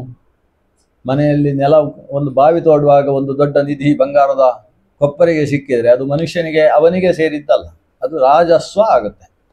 ಹಾಗೆ ಇದು ದಿವ್ಯವಾದದ್ದು. ಮೀನಿನ ಹೊಟ್ಟೆಯಲ್ಲಿ ಹುಟ್ಟಿದ ಮಗು, ಅದು ಕೂಡ ರಾಜ ಲಕ್ಷಣದಿಂದ ಕೂಡಿದ್ದು ಅಂತ ಆದಾಗ ಇದನ್ನು ನಾವು ರಾಜನಿಗೆ ಒಪ್ಪಿಸಬೇಕು ಅಂತ ಹೇಳಿದ. ಹೆಂಡತಿ ಒಪ್ಪಲಿಲ್ಲ. ಕಷ್ಟಪಟ್ಟು ಒಪ್ಪಿಸಿ ನಮಗೇ ಕೊಡ್ತಾರೆ ಬಿಡು, ಒಂದು ಸಲ ಹೋಗಿ ಬರೋಣ ರಾಜನ ಹತ್ರ ಅಂತ ಎರಡೂ ಮಕ್ಕಳನ್ನು, ಗಂಡು ಹೆಣ್ಣು ಮಕ್ಕಳನ್ನು ಹಿಡ್ಕೊಂಡು ಹೋದರು. ರಾಜನಿಗೆ ಆ ಗಂಡು ಮಗುವನ್ನು ನೋಡಿ ಇದು ನನ್ನ ಹಾಗೇ ಕಾಣಿಸುತ್ತೆ ಅಂತ ಆ ರಾಜನ ಹೆಂಡತಿ ಅದನ್ನು ಹಿಡ್ಕೊಂಡು ಅಂತಃಪುರಕ್ಕೆ ಹೋಗೇ ಬಿಟ್ಲಂತೆ. ಈಕೆ ಅಳ್ತಾ ಇದ್ದಾಳೆ, ದಾಶನ ಪತ್ನಿ. ಅದನ್ನು ನೋಡಿ ರಾಜ ಆ ಹೆಣ್ಣು ಮಗುವನ್ನು ನೀವು ಸಾಕಿಕೊಳ್ಳಿ ಅಂತ ಕೊಟ್ಟು ಕಳಿಸಿದ್ದಾನೆ. ಹಾಗೆ ಮತ್ಸ್ಯದ ಹೊಟ್ಟೆಯಲ್ಲಿ ಹುಟ್ಟಿ ಬಂದಂತಹ ಹೆಣ್ಣು ಮಗಳು, ಆಕೆಯನ್ನು ಕರ್ಕೊಂಡು ಬರ್ತಾನೆ ದಾಶ. ತನ್ನ ಮನೆಯಲ್ಲಿ ಸಾಕ್ತಾನೆ. ಅವಳ ಶರೀರ ಕಪ್ಪು ಬಣ್ಣ ಇದ್ದರಿಂದ ಅವಳಿಗೆ ಕಾಳಿ ಅಂತ ಹೆಸರಿಡ್ತಾರೆ. ಹೀಗೆ ಕಾಳಿದೇವಿ ಅಲ್ಲಿ ಬೆಳೀತಾ ಇದ್ದಾಳೆ. ಅದು ಅದ್ರಿಕೆಯ ಮೂಲಕವೇ ಅಮಾವಸು ರಾಜನಿಗೆ ಆವಿರ್ಭವಿಸಿದಂತಹ ಹೆಣ್ಣು ಮಗಳು. ಹಿಂದಕ್ಕೆ ಅಚ್ಚೋದಯ ಅನ್ನುವ ಹೆಸರಿನ ಪಿತೃಮಾನಸ ಕನ್ಯೆ. ವೇದವ್ಯಾಸರನ್ನು ಹೆತ್ತು ಕೊಡುವುದಕ್ಕೋಸ್ಕರ ಆವಿರ್ಭವಿಸಿದ ದೇವಕನ್ಯಕೆ ಆಕೆ. ಇತ್ತ ಏನಾಗಿದೆ? ವಸಿಷ್ಠರಿಗೆ ಒಬ್ಬ ಮಗ ಹುಟ್ಟಿದ್ದಾನೆ. ಒಬ್ಬ ಅಲ್ಲ, ವಸಿಷ್ಠರಿಗೆ ಅರುಂಧತಿಯಲ್ಲಿ 100 ಜನ ಮಕ್ಕಳು. ಆ 100 ಜನ ಮಕ್ಕಳಲ್ಲಿ ಮೊದಲ ಮಗನಿಗೆ ಶಕ್ತಿ ಅಂತ ಹೆಸರು. ಶಕ್ತಿಯ ಪತ್ನಿ ಅದೃಶ್ಯಂತಿ ಹೊಟ್ಟೆಯಲ್ಲಿ ಗರ್ಭವನ್ನು ಧರಿಸಿದ ಮುಹೂರ್ತ ಸರಿ ಇರಲಿಲ್ಲ. ಆ ಕಾರಣದಿಂದ ಶಕ್ತಿ ಸತ್ತೇ ಹೋದ. ಅದೃಶ್ಯಂತಿ ತಾನು ತನ್ನ ಪತಿ ತೀರಿಕೊಂಡ ಮೇಲೆ 8 ತಿಂಗಳ ನಂತರ ಒಂದು ಗಂಡು ಮಗುವಿಗೆ ಜನ್ಮ ಕೊಡ್ತಾಳೆ. ಆ ಗಂಡು ಮಗುವಿಗೆ ಆ ಮಗುವಿನ ಅಜ್ಜನಾದಂತಹ ವಸಿಷ್ಠರು ನಾಮಕರಣ ಮಾಡಿದ್ದೇನು ಅಂದರೆ ಪರಾಶರ ಅಂತ ನಾಮಕರಣ ಮಾಡಿದರು. ಯಾಕಂದರೆ ಪರಾಶ ಅನ್ನುವ ಶಬ್ದಕ್ಕೆ ನಿರಾಶ ಅಂತ ಅರ್ಥ. ವಸಿಷ್ಠರು ನಿರಾಶರಾಗಿ ಹೋಗಿದ್ರು, ನನ್ನ ಎಲ್ಲ ಮಕ್ಕಳು ಸತ್ತು ಹೋದರು, ನನ್ನ ಮುಂದೆ ಸಂತಾನವೇ ಇಲ್ಲ ಅಂತ ನಿರಾಶರಾಗಿ ಹೋಗಿದ್ದಾಗ, ಪರಾಶರಾಗಿ ಹೋಗಿದ್ದಾಗ ಅವರಿಗೆ ರತಿಯನ್ನು, ಆನಂದವನ್ನು ಕೊಟ್ಟ ಮಗು ಅನ್ನುವ ಕಾರಣದಿಂದ ಆ ಮಗುವಿಗೆ ಪರಾಶರ ಅಂತ ಹೆಸರು. ಪರಾಶರರು ತನ್ನ ಅಪ್ಪನನ್ನು ಮತ್ತು ಚಿಕ್ಕಪ್ಪಂದಿರನ್ನು ಎಲ್ಲ ಸಂಹಾರ ಮಾಡಿದ ರಕ್ಕಸರನ್ನು ಸುಟ್ಟು ಹಾಕಬೇಕು ಅಂತ ತಪಸ್ಸು ಮಾಡ್ತಾರೆ. ತಪಸ್ಸು ಮಾಡುವುದು ಮಾತ್ರ ಅಲ್ಲ, ಒಂದು ಯಾಗ ಮಾಡ್ತಾರೆ. ಆ ಯಾಗದಲ್ಲಿ ಹೇಗೆ ಜನಮೇಜಯ ಸಮಗ್ರ ಸರ್ಪಗಳನ್ನು ಆಹುತಿ ಕೊಟ್ಟು ಹಾಗೆ ರಕ್ಕಸರನ್ನು ಆಹುತಿ ಕೊಡ್ತಾನೆ. ಆಗ ವಸಿಷ್ಠರೇ ಬಂದು ಯಾರೋ ಒಬ್ಬ ಅಸುರ ತಪ್ಪು ಮಾಡಿದ ಅಂತ ಅಸುರ ವಂಶವನ್ನೇ ಸುಟ್ಟು ಹಾಕುವುದು ಸರಿಯಲ್ಲ ಅಲ್ವಾ ಮಗು ಅಂತ ಪರಾಶರರನ್ನು ಸಮಾಧಾನ ಮಾಡಿ ಆ ಯಾಗವನ್ನು ನಿಲ್ಲಿಸ್ತಾರೆ. ಹಾಗಾಗಿ ಅಸುರರು ಬದುಕ್ತಾರೆ. ಆ ಪರಾಶರರು ತಪಸ್ಸು ಮಾಡಿ ಭಗವಂತನನ್ನು ಮಗನನ್ನಾಗಿ ಪಡೆಯುವ ವರವನ್ನು ಪಡೀತಾರೆ. ಆದರೆ ಭಗವಂತನನ್ನು ಮಗನನ್ನಾಗಿ ಪಡೆಯುವುದಕ್ಕೆ ಕ್ಷೇತ್ರವನ್ನು ಹುಡುಕಿಕೊಂಡು ಹೊರಟವರಿಗೆ ನದೀ ತೀರದಲ್ಲಿ ಸಿಕ್ಕಿದ್ದು ಈ ಸತ್ಯವತಿ. ಅವಳ ಹೆಸರು ಕಾಳಿ ಅಂತ. ನದಿ ದಾಟಿಸುವುದಕ್ಕೋಸ್ಕರ ಬೆಸ್ತನಿಂದ ನಿಯುಕ್ತಳಾದವಳು. ಯಮುನಾ ನದಿಯ ತೀರದಲ್ಲಿ ಆಕೆಯನ್ನು ಕಾಣ್ತಾರೆ. ಇವರನ್ನು ಕಂಡವಳು ಕಂಡ ಕೂಡಲೇ ಆಕೆ ಬಂದು ನಮಸ್ಕಾರ ಮಾಡಿ ತಾನು ದೋಣಿಯಲ್ಲಿ ಕೂಡಿಸಿಕೊಂಡು ದೋಣಿಯಿಂದ ದಾಟಿಸುವುದಕ್ಕೆ ಹೊರಡ್ತಾರೆ. ಆ ಸಿದ್ಧತೆ ನಡೆಯುವಾಗ ಆಕೆಯನ್ನು ನೋಡ್ತಾ ಇದ್ದಂತಹ ಇವರು ಸತ್ಯವತಿ ಅಂತ ಸಂಬೋಧನೆ ಮಾಡ್ತಾರೆ ಆಕೆಯನ್ನು. ಆಕೆಗೆ ಆಶ್ಚರ್ಯ ಆಗ್ತದೆ. ನನ್ನನ್ನು ಲೋಕದಲ್ಲಿ ಯಾರೂ ಹಾಗೆ ಕರೆಯುವುದಿಲ್ಲ, ಕಾಳಿ ಅಂತ ಎಲ್ಲರೂ ಕರೆಯೋದು. ಇನ್ನೊಂದು ಮತ್ಸ್ಯಗಂಧಿ ಅಂತ ಕೆಲವರು ಕರೀತಾ ಇದ್ರು, ಯಾಕಂದರೆ ಮೀನಿನ ವಾಸನೆ ಅವಳ ಶರೀರದಿಂದ ಬರ್ತಾ ಇತ್ತು ಅಂತ. ಆದರೆ ಸತ್ಯವತಿ ಅನ್ನೋದು ಹೊಸ ಹೆಸರು. ಅದನ್ನು ಕೇಳಿದವಳಿಗೆ ಹಾಗೆ ಅಂತರ್ಮುಖವಾಗಿ ಚಿಂತನೆ ಮಾಡ್ತಾ ತನ್ನ ಹಿಂದಿನ ಜನ್ಮದ ಎಲ್ಲ ವಿಷಯಗಳು ನೆನಪಾಗ್ತಾರೆ. ಯಾಕಂದರೆ ಸತ್ಯ ಅಂದರೆ ಭಗವಂತ ಅಂತ ಅರ್ಥ. ಸತ್ಯವತಿ ಅಂದರೆ ಭಗವಂತನನ್ನು ಮಗನನ್ನಾಗಿ ಪಡೆಯುವವಳು ಅಂತ ಅರ್ಥ. ಹಿಂದಕ್ಕೆ ನನ್ನ ಪಿತೃಮಾನಸ ದೇವತೆಗಳು ಪಿತೃಗಳು ಆ ರೀತಿ ವರ ಕೊಟ್ಟದ್ದು ಶಾಪ ಕೊಟ್ಟದ್ದು ಎಲ್ಲ ನೆನಪಾಗ್ತಾ ಈ ಪರಾಶರರ ಮೂಲಕ ಭಗವಂತನನ್ನು ಮಗನನ್ನಾಗಿ ಪಡೆಯುವುದಕ್ಕೆ ಬೇಕಾದಂತಹ ಮಾನಸ ಸಿದ್ಧತೆಯನ್ನು ಆಕೆ ಪಡಿತಾಳೆ. ಅದರ ಫಲವಾಗಿ ಯಮುನಾ ದ್ವೀಪದಲ್ಲಿ ಪರಾಶರರಿಗೂ ಸತ್ಯವತಿಗೂ ವಿವಾಹವಾಗಿ ಆ ವಿವಾಹದ ನಂತರದಲ್ಲಿ ಆವಿರ್ಭವಿಸಿದಂತಹ ಸಾಕ್ಷಾತ್ ಭಗವಂತ ವಿಜ್ಞಾನ ರುಚಿ ಪರಿಪೂರಿತಾಂತರ್ವಾಕ್ಯಾಂಡಕೋಶಂ ಹರಿತೋಪಲಾಭಂ ತರ್ಕಾಭಯೇತಂ ವಿಧಿಶರ್ವಪೂರ್ವ ಗೀರ್ವಾಣ ವಿಜ್ಞಾನದ ಮಾನತೋಸ್ಮಿ. ಆ ವೇದವ್ಯಾಸ ರೂಪ ಅದು ಕೇವಲ ಬ್ರಹ್ಮಾಂಡದಲ್ಲಿ ಮಾತ್ರ ಬೆಳಕು ಬೀರುವಂತಹದ್ದಲ್ಲ, ಬ್ರಹ್ಮಾಂಡದ ಹೊರಗೂ ಬೆಳಕು ಬೀಳತಕ್ಕಂತಹ ಜ್ಞಾನದ ಬೆಳಕನ್ನು ಬೀರತಕ್ಕಂತಹ ಭಗವಂತನ ಒಂದು ವಿಶಿಷ್ಟವಾದ ಅವತಾರ. ಮಗುವಿಗೆ ಉಪನಯನವಾಗ್ತದೆ. ವಸಿಷ್ಠ ಅರುಂಧತಿ ಪ್ರಭೃತಿಗಳೆಲ್ಲ ಅಲ್ಲಿ ಸೇರಿದ್ದಾರೆ. ಸಾಕ್ಷಾತ್ ದೇವೇಂದ್ರನೂ ಕೂಡ ಆಗಮಿಸಿದ್ದಾನಂತೆ. ಅಂಥಲ್ಲಿ ವೇದವ್ಯಾಸರನ್ನು ಕಂಡು ದೇವತೆಗಳು ನಮಿಸಿದ್ದಾರೆ. ಈ ವೇದವ್ಯಾಸರೂಪಿ ಪರಮಾತ್ಮ ಹೇಳ್ತಾನೆ, ಅಪ್ಪ ನೀವು ನನ್ನ ಆವಿರ್ಭಾವಕ್ಕೆ ಕಾರಣರಾಗಿದ್ದೀರಿ. ಸಮಸ್ತ ಪುರಾಣಗಳ ದರ್ಶನದ ಶಕ್ತಿ ನಿಮಗೆ ಒಲಿದು ಬರ್ತದೆ. ಯಾರಿಗೆ? ಪರಾಶರರಿಗೆ. ವೇದವ್ಯಾಸರು ಹೇಳುವುದು ಪುರಾಣ ದರ್ಶನದ ಶಕ್ತಿ ನಿಮಗೆ ಒಲಿದು ಬರ್ತದೆ. ನಾನೀಗ ಉತ್ತರದ ಕಡೆಗೆ ಸಾಗುವವನಿದ್ದೇನೆ. ನಿಮಗೇನಾದರೂ ನನ್ನನ್ನು ಕಾಣಬೇಕು ಅಂತ ಅನಿಸಿದರೆ ನೀವು ನನ್ನನ್ನು ನೆನೆಸಿಕೊಂಡ್ರೆ ಸಾಕು, ಬರ್ತೇನೆ ನಾನು. ನನಗೆ ಕೃಷ್ಣ ಅಂತ ಹೆಸರಿಟ್ಟಿದ್ದೀರಿ, ಅಷ್ಟರಲ್ಲಿ ನಾಮಕರಣ ಆಗಿದೆ. ವಾಸಿಷ್ಠ ಕೃಷ್ಣ, ನೆನೆಸಿಕೊಂಡ್ರೆ ಬರ್ತೇನೆ. ತಾಯಿಯಾದಂತಹ ಸತ್ಯವತಿಗೂ ಹೇಳ್ತಾರೆ, ಸತ್ಯವತಿ ದೇವಿ ನನ್ನ ತಾಯಿ ಅಂತ ನೀವು ಆಲೋಚನೆ ಮಾಡುವುದು ಬೇಡ. ಯಾಕಂದರೆ ನನ್ನನ್ನು ಹೆತ್ತರೂ ಕೂಡ ನಿಮ್ಮ ಕನ್ಯಾತ್ವ ಅನ್ನುವುದು ಹಾಗೇ ಉಳಿತದೆ. ಕನ್ನಿಕೆಯಾದಂತಹ ತಮಗೆ ಮತ್ತೆ ಮುಂದಕ್ಕೆ ಶಂತನುವಿನ ಜೊತೆಗೆ ವಿವಾಹವಾಗ್ತದೆ. ಚಂದ್ರವಂಶವನ್ನು ಉದ್ಧರಿಸುವ ಜವಾಬ್ದಾರಿ ನಿಮ್ಮದ್ದಾಗ್ತದೆ. ಇದು ಜನ್ಮಾಂತರದಲ್ಲಿ ಪಿತೃಮಾನಸ ಕನ್ಯೆಯಾದದ್ದರ ಫಲವನ್ನು ನೀವು ಅನುಭವಿಸಬೇಕು. ಇಲ್ಲಿಗೆ ನಿಮ್ಮ ಪ್ರಾರಬ್ಧ ಪ್ರಾರಂಭವಾಗಿದೆ, ಇನ್ನು ಅನುಭವಿಸುವಂಥದ್ದು ನಿಮ್ಮ ಕೆಲಸ ಅಂತ ವ್ಯಾಸರು ತಾಯಿಯಾದ ಸತ್ಯವತಿಗೂ ಕೂಡ ಹೇಳಿ, ಜಯತಿ ಪರಾಶರ ಸೂನು ಸತ್ಯವತಿ ಹೃದಯ ನಂದನಃ ವ್ಯಾಸ. ಸತ್ಯವತಿಯ ಮನಸ್ಸಿಗೆ ಆನಂದವನ್ನು ಕೊಟ್ಟಂತಹ ವ್ಯಾಸರು. ವ್ಯಾಸರು ಯಾಕಾದರೂ? ಹುಟ್ಟಿದ ಮಗು ಈಗಾಗಲೇ 7 ವರ್ಷದ ಮಗುವಿನ ಹಾಗೆ ಬೆಳೆದು ಉಪನೀತವಾಗಿದೆ. ಅದು ಅಮ್ಮ ಅಪ್ಪಂದಿರನ್ನು ಬೀಳ್ಕೊಟ್ಟು ತಾನು ಉತ್ತರದ ಕಡೆಗೆ ಅಂದರೆ ಹಿಮಾಲಯವನ್ನು ಹತ್ತಿದೆ. ಇವತ್ತಿನ ಬದ್ರಿ ವಿಶಾಲ ಅಂತ ಹೇಳುವ ಪ್ರದೇಶದಲ್ಲಿ ಕೇಶವಪ್ರಯಾಗ ಅನ್ನುವ ಪ್ರದೇಶದ ಶಮ್ಯಾಪ್ರಾಸ ಎಂಬ ಆಶ್ರಮದಲ್ಲಿ ಆ ದೇವ ತಾನು ಉಪವಿಷ್ಟನಾಗಿದ್ದಾನೆ. ಅಷ್ಟರಲ್ಲಿ ಅವರಿಗೆ ಸಿಕ್ಕಾಪಟ್ಟೆ ಶಿಷ್ಯರಂತೆ. ಇಷ್ಟು ಈ ಪುಟ್ಟ ಮಗುವಿಗೆ ಈಗ 3 ವರ್ಷ. 3 ವರ್ಷದ ಮಗು ಮೊದಲು ಮಾಡಿದ್ದೇನನ್ನು 4 ವೇದಗಳ ವಿಭಾಗವನ್ನು ಮಾಡಿತ್ತು. ಋಗ್ಯಜು ಸಾಮಾಥರ್ವಗಳೆಂಬ ವೇದ ವಿಭಾಗವನ್ನು ಮಾಡಿತು. ವೇದ ವಿಭಾಗ ಮಾಡಿ ಪಕ್ಕದಲ್ಲಿದ್ದ 4 ಶಿಷ್ಯರಿಗೆ ಜವಾಬ್ದಾರಿ ಕೊಟ್ಟು ಆಯಿತು. ಸುಮಂತು, ಜೈಮಿನಿ, ವೈಶಂಪಾಯನ ಮತ್ತು ಪೈಲ ಅಂತ 4 ಜನ ಶಿಷ್ಯರು.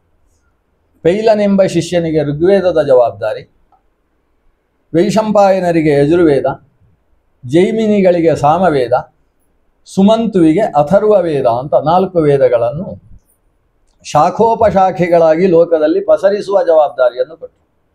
ಋಗ್ವೇದವನ್ನು 24 ಶಾಖೆಯಲ್ಲಿ ಬೆಳೆಸಬೇಕು, ಯಜುರ್ವೇದವನ್ನು 101 ಶಾಖೆಗಳಲ್ಲಿ ಬೆಳೆಸಬೇಕು, ಸಾಮವೇದವನ್ನು 1000 ಬಗೆಯಲ್ಲಿ ಹಾಡುವ ವ್ಯವಸ್ಥೆಯನ್ನು ಮಾಡಬೇಕು, ಸಹಸ್ರವರ್ತ್ಮ ಸಾಮವೇದ ಅಂತ. ಅಥರ್ವ ವೇದವನ್ನು 12 ಬಗೆಗಳಲ್ಲಿ 12 ಶಾಖೆಯಲ್ಲಿ ಬೆಳೆಸಬೇಕು. ಈ ಜವಾಬ್ದಾರಿಯನ್ನು ಶಿಷ್ಯರಿಗೆ ಕೊಟ್ಟರು.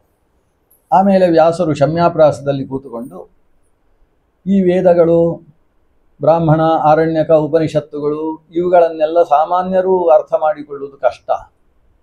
ಇದನ್ನು ಅರ್ಥವಾಗಿಸಬೇಕು. ಉಪನಯನ ಸಂಸ್ಕಾರ ಇಲ್ಲದೇ ಇದ್ದಂತಹ ಸ್ತ್ರೀ ಶೂದ್ರ ಬ್ರಹ್ಮ ಬಂಧೂನಾಂ ತ್ರೈನ ಶ್ರುತಿ ಗೋಚರ ಇತಿ ಭಾರತಮಾಖ್ಯಾನಂ ಕೃಪಯಾ ಮುನಿನಾ ಕೃತಂ. ಸಾಮಾನ್ಯರಿಗೂ ವೇದದ ಅರ್ಥ ಗೊತ್ತಾಗಬೇಕು. ವೇದಾಧ್ಯಯನ ಇಲ್ಲ ಅವರಿಗೆ, ಆದರೆ ವೇದಾರ್ಥ ಅವರಿಗೆ ಗೊತ್ತಾಗಬೇಕು ಅಂತ ಹೇಳಿ ಶ್ರೀಮನ್ ಮಹಾಭಾರತವೆಂಬ ಒಂದು ಗ್ರಂಥವನ್ನು ರಚಿಸಿದ್ರಂತೆ. ಅಸಾಧಾರಣವಾದ ಗ್ರಂಥ. ಅಲ್ಲಿಯ ತನಕ ಇದ್ದ ಎಲ್ಲ ಜ್ಞಾನರಾಶಿಯನ್ನು ತಕ್ಕಡಿಯಲ್ಲಿ ಹಾಕಿ ಈ ಕಡೆ ಮಹಾಭಾರತವನ್ನು ತೂಗಿದರೆ ಮಹತ್ವಾದ ಭಾರವತ್ವಾಚ್ಚ ಮಹಾಭಾರತ ಮುಚ್ಯತೆ. ಉಳಿದೆಲ್ಲಕ್ಕಿಂತ ಮಹತ್ತಾಗಿ ಮಹಾಭಾರವನ್ನು ಹೊಂದಿದ್ದರಿಂದ ಇದಕ್ಕೆ ಮಹಾಭಾರತ ಅಂತ ಹೆಸರಾಯ್ತಂತೆ. ಭರತವಂಶದಲ್ಲಿ ಸಂಜಾತರಾದ ಋಷಿಗಳ ಕಥೆಯನ್ನು ಬರೆದ ಕಾರಣದಿಂದಲೂ ಅದು ಮಹಾಭಾರತ ಅಂತ ಅನಿಸಿಕೊಂಡಿತು.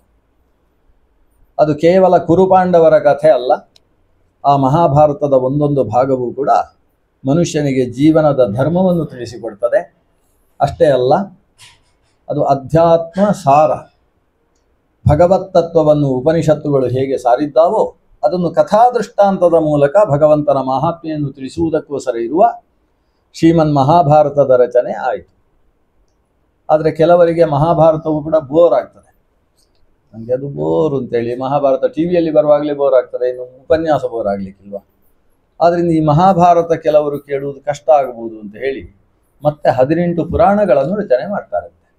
ಪುರಾಣದಲ್ಲಿ ಇಷ್ಟು ಕಷ್ಟ ಇಲ್ಲ, ಯಾಕಂದರೆ ಆ ಪುರಾಣದಲ್ಲಿ ಕೆಲವು ಸಲ ಕಾಗೆ ಗುಬ್ಬಿಯ ಕಥೆಯೂ ಇರ್ತದೆ. ಆಖ್ಯಾಯಿಕಾ ಪ್ರದರ್ಶ್ಯಂತೆ ತಾತ್ಪರ್ಯ ದ್ಯೋತನಾಯ. ಒಂದು ವಿಷಯದಲ್ಲಿ ತಾತ್ಪರ್ಯವನ್ನು ತಿಳಿಸುವುದಕ್ಕೋಸ್ಕರ ಆಖ್ಯಾಯಿಕೆಗಳಿಂದ ಕೂಡಿರತಕ್ಕಂತಹ ಪುರಾಣಗಳು ಅದನ್ನು ರಚಿಸಿದರು. ಇದರಲ್ಲಿ ಮಹಾಭಾರತವನ್ನು ರಚಿಸಿಕೊಟ್ಟದ್ದು ಯಾರಿಗೆ? ಮಹಾಭಾರತದ ರಚನೆ ಮಾಡಿ ಯಜುರ್ವೇದದ ಋಷಿಯಾದ ವೈಶಂಪಾಯನರಿಗೆ ಮಹಾಭಾರತದ ಜವಾಬ್ದಾರಿಯನ್ನು ಕೊಟ್ಟರಂತೆ. ವೇದವ್ಯಾಸರು ಮಹಾಭಾರತ ಸಿಕ್ಕಾಪಟ್ಟೆ ಮಾಡಿದ್ದಾರೆ. ಬರೀ 1 ಲಕ್ಷ ಶ್ಲೋಕದ ಮಹಾಭಾರತ ಅಲ್ಲ, 10 ಲಕ್ಷ ಶ್ಲೋಕದ ಮಹಾಭಾರತ ಮಾಡಿದ್ರಂತೆ. ಅದನ್ನು ಪಿತೃಗಳಿಗೆ ಅಂತ ವ್ಯವಸ್ಥೆ. ಇನ್ನೊಂದು 60 ಲಕ್ಷ ಶ್ಲೋಕದ ಮಹಾಭಾರತ ಇನ್ನೊಂದು ಮಾಡಿದ್ದಾರೆ. ಅವರಿಗೆ ಗೊತ್ತಾಯ್ತು ಇದನ್ನು ಭೂಮಿಯಲ್ಲಿದ್ದರೆ ಪ್ರಿಂಟೇ ಮಾಡುವುದಿಲ್ಲ ಅಂತ ಗೊತ್ತಾಯ್ತು. ಅದಕ್ಕೋಸ್ಕರ ಅದನ್ನು ದೇವಲೋಕಕ್ಕೆ ಕಳಿಸಿದ್ರಂತೆ.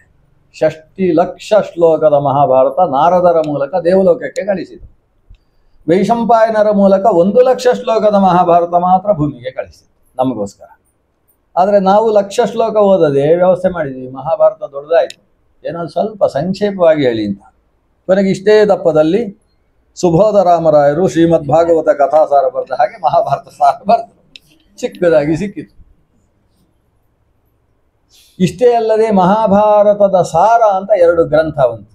ಒಂದು ಶ್ರೀಕೃಷ್ಣ ಭೀಷ್ಮ ಪರ್ವದಲ್ಲಿ ಉಪದೇಶ ಮಾಡಿದಂತಹ ಭಗವದ್ಗೀತೆ, ಮತ್ತೊಂದು ಉದ್ಯೋಗ ಪರ್ವ ಅಥವಾ ಕೊನೆಗೆ ಬಂದದ್ದು ಅನುಶಾಸನಿಕೆ ಪರ್ವಣೆ ಅಂತ ಅನುಶಾಸನ ಪರ್ವದಲ್ಲಿ ಬಂದಂತಹ ವಿಷ್ಣು ಸಹಸ್ರನಾಮ. ಇವೆರಡು ಶಾಸ್ತ್ರೇಷು ಭಾರತಂ ಸಾರಃ ತತ್ರ ನಾಮ ಸಹಸ್ರಕಂ ವೈಷ್ಣವಂ ಕೃಷ್ಣಗೀತಾ ಚ ತಜ್ಞಾನಾತ್ ಮುಚ್ಯತೆ ಅಂಜಸ ಅಂತ. ಇವೆರಡು ಮಹಾಭಾರತದ ಸಾರ ಅಂತ ಕರೆಸಿಕೊಳ್ಳುವಂಥದ್ದು. ಅಂತಹ ವೇದವ್ಯಾಸರು ಕೊಟ್ಟಂತಹ ಮಂತ್ರ ವಿಷ್ಣು ಸಹಸ್ರನಾಮ. ವಿಷ್ಣು ಸಹಸ್ರನಾಮ್ನಾಂ ಹಿ ವೇದವ್ಯಾಸೋ ಮಹಾಮುನಿ. ವೇದವ್ಯಾಸರು ಅಂತಹ ಮಂತ್ರವನ್ನೂ ಲೋಕಕ್ಕೆ ಕೊಟ್ಟರು. 17 ಪುರಾಣ ಕೊಟ್ಟಾದ ಮೇಲೆಯೂ ಕೂಡ ಇದರ ಮಧ್ಯದಲ್ಲಿ ಅವರು ಬ್ರಹ್ಮಸೂತ್ರಗಳನ್ನು ರಚಿಸಿದರು. ತಮ್ಮ ಶಿಷ್ಯನಾದಂತಹ ಪೈಲನ ಮೂಲಕ ಒಂದು ದೈವಿ ಮೀಮಾಂಸಾ ಅಂತ ಗ್ರಂಥ ರಚನೆ ಮಾಡಿ ಅದರ ಆದ್ಯಂತ ಸೂತ್ರಗಳನ್ನು ತಾವೇ ರಚಿಸಿಕೊಟ್ಟರು. ತಮ್ಮ ಶಿಷ್ಯ ಜೈಮಿನಿಯ ಮೂಲಕ ಪೂರ್ವಮೀಮಾಂಸಾ ಶಾಸ್ತ್ರ 12 ಅಧ್ಯಾಯದ ಜೈಮಿನಿಯ ಶಾಸ್ತ್ರವನ್ನು ರಚನೆ ಮಾಡಿಸಿದರು. ಹೀಗೆ ಶಿಷ್ಯರ ಮೂಲಕ ಪ್ರಶಿಷ್ಯರ ಮೂಲಕ ಬಹಳಷ್ಟು ಶಾಸ್ತ್ರಗಳನ್ನು ರಚನೆ ಮಾಡಿಸಿ ತಾನು ಮಾಡಿದ ರಚನೆಯ ಶಾಸ್ತ್ರ ಎಷ್ಟು ಅಂತ ಹೇಳಿದರೆ ಇನ್ನು ಮುಂದೆ ಯಾರು ಹೊಸದು ಬರೀಲಿಕ್ಕೆ ಇಲ್ಲ, ಅಷ್ಟಾಯಿತು. ವ್ಯಾಸರು ಕೊಟ್ಟದ್ದೆಷ್ಟು. ನಾವಿವತ್ತು ಯಾವುದೋ ಒಂದು ಹೊಸ ವಿಷಯ ಹೇಳಬೇಕು ಉಪನ್ಯಾಸದಲ್ಲಿ, ಯಾಕೆಂದರೆ ಗಿರಿನಗರದ ಶ್ರೋತೃಗಳು ಅಂದರೆ ಅವ್ರಿಗೆ ಗೊತ್ತಿಲ್ಲದೆ ಇದ್ದ ವಿಷಯ ಇಲ್ಲ. ಅಂದರೆ ಇಲ್ಲಿಯ ತನಕ ಉಪನ್ಯಾಸಕರು ಯಾರು ಹೇಳದೇ ಇದ್ದ, ಸುಬೋಧ ರಾಮರಾಯರು ಎಲ್ಲೂ ಬರೆಯದೇ ಇದ್ದ ಒಂದು ವಿಷಯ ಹೇಳಬೇಕು ಅಂತ ಹೀಗೆ ಆಲೋಚನೆ ಮಾಡಿ ಸುಮ್ಮನೆ ನಿದ್ದೆ ಮಾಡದೆ ಕೂತು ಯೋಚನೆ ಮಾಡಿ ಒಂದು ಹೊಸ ವಿಷಯ ಇವತ್ತು ಉಪನ್ಯಾಸ ಮಾಡೋದು. ಮಾಡಿ ರಾತ್ರಿ ಹೋಗಿ ಮಹಾಭಾರತ ಇದ್ರೆ ಎಲ್ಲೋ ಒಂದು ಕಡೆ ಇರ್ತದೆ. ಯದಿ ಹಾಸ್ತಿ ತದನ್ಯತ್ರ ಯನ್ನೇಹ ಅಸ್ತಿ ನ ತತ್ ಕ್ವಚಿತ್ ಧರ್ಮೇ ಚ ಅರ್ಥೇ ಚ ಕಾಮೇ ಚ ಮೋಕ್ಷೇ ಚ ಭರತ ಋಷಭ ವ್ಯಾಸೋಚ್ಚಿಷ್ಟಂ ಜಗತ್ ಸರ್ವಂ ಅಂತ ಹೇಳುವ ಗಾದೆ ಲೋಕದಲ್ಲಿ ಬರುವಷ್ಟು ದೊಡ್ಡ, ವ್ಯಾಸರು ಬಿಟ್ಟದ್ದನ್ನೇ ಮತ್ತೊಬ್ಬ ಹೇಳಬೇಕು ಅನ್ನುವಷ್ಟು ಗ್ರಂಥರಾಶಿಯನ್ನು ಲೋಕಕ್ಕೆ ಕೊಟ್ಟಂತಹ ವಿಜ್ಞಾನ ಭಾಸ್ಕರ ಅಂತ ಹೇಳಿದರೆ ಅದು ವೇದವ್ಯಾಸರೂಪಿ ಪರಮಾತ್ಮ. ಅಂತಹ ವ್ಯಾಸರೂಪಿ ಪರಮಾತ್ಮ ಈ ತಮ್ಮ ಶಮ್ಯಾಪ್ರಾಸದಲ್ಲಿ ಸರಸ್ವತಿ ನದಿ ತೀರದಲ್ಲಿ ಕೂತ್ಕೊಂಡಿದ್ದಾರಂತೆ. ಇಲ್ಲಿಗೊಂದು ಬ್ರಹ್ಮದಂಡ ಹಾಕಿಕೊಂಡು ಯೋಗ ಪಟ್ಟಿಗೆಯನ್ನು ಹಾಕಿಕೊಂಡು ಹೀಗೆ ಯೋಚನೆ ಮಾಡ್ತಾ ಕೂತಿದ್ದಾರೆ.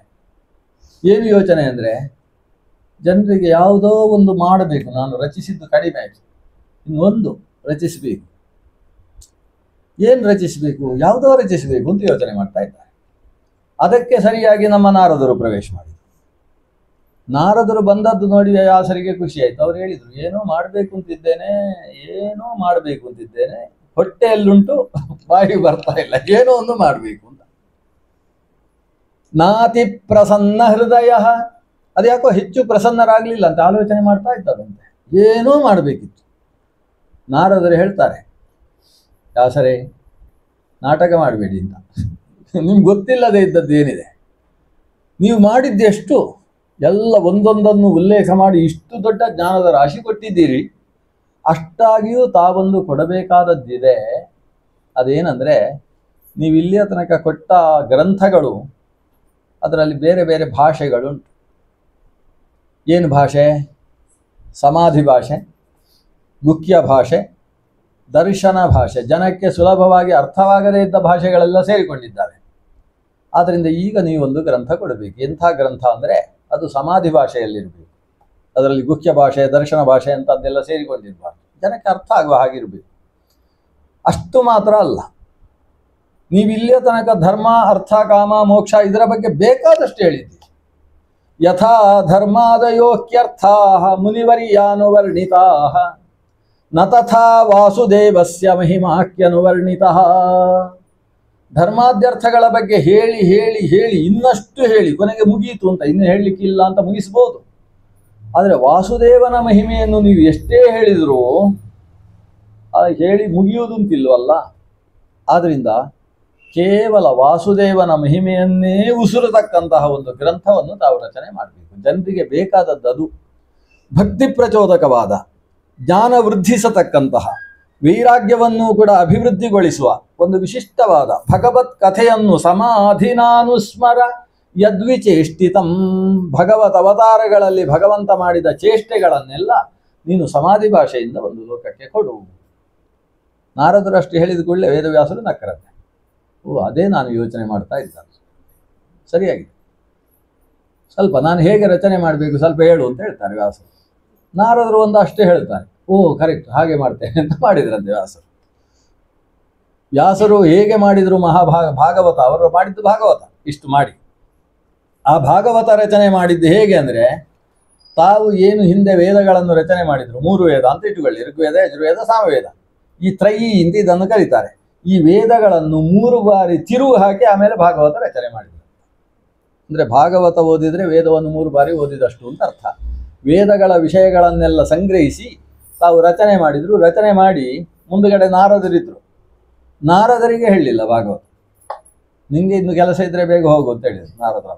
ಯಾಕೆ ಹೆಚ್ಚು ಹೊತ್ತು ಕೂತ್ರೆ ಸ್ವಲ್ಪ ಭಯಾನಕ, ಅನ್ನು ನಾರದರು ಸ್ವಲ್ಪ ನೀವು ಹೊರಡ್ಬೋದು ಅಂತೇಳಿ ನಾರದರು ಕೈಯಲ್ಲಿ ತಾಳ ಹಿಡ್ಕೊಂಡು ನಾರಾಯಣ ನಾರಾಯಣ ಅಂತ ವೇದವ್ಯಾಸರ ಗುಣಗಾನ ಮಾಡ್ತಾ ತಾವು ಹೊರಟರು. ವ್ಯಾಸರು ಭಾಗವತವನ್ನು ಶಿರಸ್ಸಿನಲ್ಲಿ ರಚನೆ ಮಾಡಿದವರು ಮಗನನ್ನು ಕೂಗಿದರು, ಶುಕ ಅಂತ ಕೂಗಿದರು.